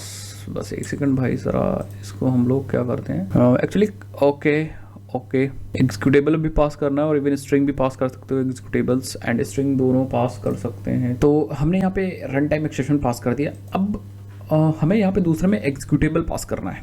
अब एग्जीक्यूटेबल देख लेते हैं, थोड़ा सा मैं आपको समझा देता हूँ क्या होता है यार। तो ये एक्चुअली इंटरफेस है, फंक्शन इंटरफेस है, तो और इसके अंदर एग्जीक्यूट मैथड है। तो इस एग्जीक्यूट मैथड के अंदर जो हम लोग कोड लिखेंगे, क्या वो ये एक्सेप्शन थ्रो कर रहा है कि नहीं। अगर उस एग्जीक्यूटेबल के अंदर, दैट मीन्स जो हम लोगों ने एग्जीक्यूटेबल पास किया है, वो अगर ये एक्सेप्शन थ्रो कर रहा होगा तो हमारा क्या होगा कि टेस्ट केस पास हो जाएगा। तो एग्जैक्टली इसको हम लोग लैम्डा की हेल्प से क्या कर सकते हैं, इसको इम्प्लीमेंट कर सकते हैं, बना सकते हैं। ये देखो बन गया भाई, इम्प्लीमेंटेशन बन गई एंड दैट्स इट। अब हम यहाँ पे हम थ्रो करने वाले हैं फोर्सफुली। सपोज हमने यहाँ पे लिख दिया throw new run time exception, नाम देते हैं this is testing exception, okay. So अब हमारे अकॉर्डिंग टेस्ट केस पास होना चाहिए, क्योंकि ये जो एग्जीक्यूटेबल है हमने पास किया, वो इस टाइप की एक्सेप्शन को थ्रो कर रहा है, इस टाइप की एक्सेप्शन को थ्रो कर रहा है। आप कंफ्यूज मत होइएगा मैं क्या बोल रहा हूँ, आप क्या समझ रहे हो। टाइप बोला मैंने, तो यहाँ से थ्रो हो रही है अगर ये एक्सेप्शन, तो हमारा टेस्ट केस पास हो जाना चाहिए। बट अगर ये एक्सेप्शन नहीं थ्रो हो रही है, जैसे आपने यहाँ पर सिर्फ लिख दिया S out this is testing executable bro, ठीक है, तो उस केस में हमारा टेस्ट केस फेल हो जाएगा। बिल्कुल सही, सिंपल सा है यार। बस ऐसा करके बहुत सारे मेथड है। अब आई डोंट थिंक कि अब आपको एक बार मैंने कॉन्सेप्ट समझा दिया, अब आपको कोई भी असेसमेंट करना होगा तो आई थिंक बहुत आसानी से कर लोगे। अगर कोई नई चीज़ आ गई तो आप थोड़ा सा रिसर्च कर लीजिएगा, बट बहुत सिंपल है। ओके, सो आई होप आपको चीज़ें समझ में आ गई। मिलता है नेक्स्ट वीडियो में यार। और यूनिट टेस्टिंग में मोस्ट ऑफ द चीज़ें यही है, उसके बाद कुछ चीज़ें होंगी तो आई थिंक वो हम लोग नेक्स्ट वीडियोज़ में मॉकेटो को पढ़ते समय कर लेंगे। चलिए मिलते हैं नेक्स्ट वीडियो में। और इतना बहुत हो गया जे, मतलब कह सकते हैं इतना इनफ है ये जे यूनिट में। जे यूनिट 4 भी कर लिया हम लोगों ने, जे यूनिट 5 भी कर लिया, एंड दैट्स अथर्शन। एंड हमने टेस्ट केसेस भी बना लिए, कैसे हम लोग वैलिडेट करते हैं, सब चीज़ बना लिया। अब कुछ चीज़ें हैं बट वो थोड़ा एडवांस कॉन्सेप्ट है, थोड़ा सा आप अपने हिसाब से एक्सप्लोर करने की कोशिश करिए, जैसे suits banana. Okay guys, so I hope आपने डिटेल में जे यूनिट के बारे में सीख लिया, जे यूनिट 4 के बारे में सीख लिया, जे यूनिट 5 के बारे में सीख लिया। अगर आपको और डिटेल में जे यूनिट को कैसे सीखना है मॉकेटो के साथ, मॉकेटो कैसे यूज़ करेंगे, कैसे हम लोग डमी या फिर फेक सर्विसेज को यूज़ करेंगे, फेक रिपोजिटरीज को कैसे यूज़ करेंगे, ये सब चीज़ सीखना है गाइस, तो आप मेरा यहाँ पे कोर्स एक्सेस कर सकते हो। भाई थोड़ा सा प्रमोशन तो बनता है, तो आप यहाँ पे कोर्स एक्सेस कर सकते हो, जो कि है exactly master spring boot with real time project. Guys इस कोर्स के अंदर हमने सारी चीज़ कवर कर रखी है, एंड जे यूनिट मॉकेटो का एक कंप्लीट पूरा सेक्शन ही रखा है, जिसके अंदर हम लोग जे यूनिट के बारे में सीखेंगे, जे यूनिट 4, 5, देन साथ में मॉकेटो सीखेंगे। एंड मॉकेटो को एक्चुअली कैसे हम लोग अपने प्रोजेक्ट के अंदर यूज़ करेंगे, एक्चुअल रियल टाइम सर्विसेज को कैसे यूज़ करेंगे, सर्विस लेयर को कैसे यूज़ करेंगे, साथ ही साथ में कैसे हम लोग कंट्रोलर को कैसे यूज़ करेंगे। यूज़ करने का सिंपल मत होता है, कैसे टेस्ट करेंगे, वो सब चीज़ हमने यहाँ पे बता रखा है। देखिए मॉकिंग ऑब्जेक्ट विद लिस्ट मैप सब चीज़ बता रखा है, तो वो सब चीज़ आप यहाँ पे डिटेल में सीख सकते हो। सिर्फ और सिर्फ ये एक सेक्शन है इस जे यूनिट मॉकेटो का। ऐसे करके आपको बहुत सारे सेक्शन मिल जाएंगे, Docker with deployment and API documentation, authentication, अलग अलग आपको चीज़ें मिल जाएंगी। तो गाइस आप जा करके एक्सेस कर सकते हो, और मैं तो कहूँगा आपको एक्सेस करना चाहिए अगर आपको डिटेल में चीज़ें सीखनी है तो। आई होप आपको समझ में आऊँगा मैं क्या कह रहा हूँ। इसका लिंक मैं नीचे डिस्क्रिप्शन बॉक्स में दे दूंगा, अगर आप चाहते हो तो एक्सेस कर लो। तो गाइस काफ़ी लोग इस कोर्स को एक्सेस कर रहे हैं, और ये अभी तक का बेस्ट सेलिंग कोर्स है हमारे इस पूरे चैनल का। बाकी जो अपडेट्स हैं वो अपडेट्स मैं आपको दे रहा हूँ, कोई दिक्कत वाली बात नहीं है, बहुत सारी चीज़ें मैं अपडेट कर रहा हूँ। ओके, आपको ये वीडियो, ये क्रैश कोर्स कैसा लगा कमेंट सेक्शन में ज़रूर लिखिए। आप कहाँ से हो और अपना नाम भी लिखना मत भूलिएगा। अगर आप ऐसे सपोर्ट करते रहोगे तो मैं क्रैश कोर्स बना दूंगा जिसका भी आप कहोगे। बाकी जो प्रोमिसेस आपसे की थी वो आने वाली है, सारी प्रोमिसेस। भाई तबीयत मेरी सही हो चुकी है, एंड एग्जैक्टली बहुत सारी वीडियोस आपको इस चैनल पे मिलने वाली है। चलिए भाई वीडियो को अब यहीं पे एंड करते हैं। बस आप अपना काम करिए, मैं अपना काम कर रहा हूँ। बाकी अगर आपको प्रीमियम कोर्स एक्सेस करना है तो एक बार मैं तो कहूँगा भाई चेकआउट करिए। बाकी अगर आपको इतना प्राइस महंगा लग रहा है तो आप कूपन कोड के लिए मुझे मैसेज कर सकते हो ऑफिशियल ईमेल आईडी पे support@learncodeWithDurgesh या फिर learncodeWithDurgesh@gmail.com पे। भाई रिक्वेस्ट कर लो कूपन कोड, मैं वहाँ से कूपन कोड दे दूंगा। उससे भी आपको और ज़्यादा कूपन कोड चाहिए भाई तो आप फिर से मुझे मैसेज में लिख सकते हो। ओके, मैं आपको कोशिश करूंगा पक्का हेल्प करूँ। चलिए वीडियो को यहीं पर खत्म करते हैं, और मैं ऐसे ही आपके लिए कोर्सेस लाता रहूँगा, तो आप बस मुझे सपोर्ट करिए। चले भाई मिलते हैं नेक्स्ट वीडियो में, तब तक के लिए जय हिंद, बाय बाय।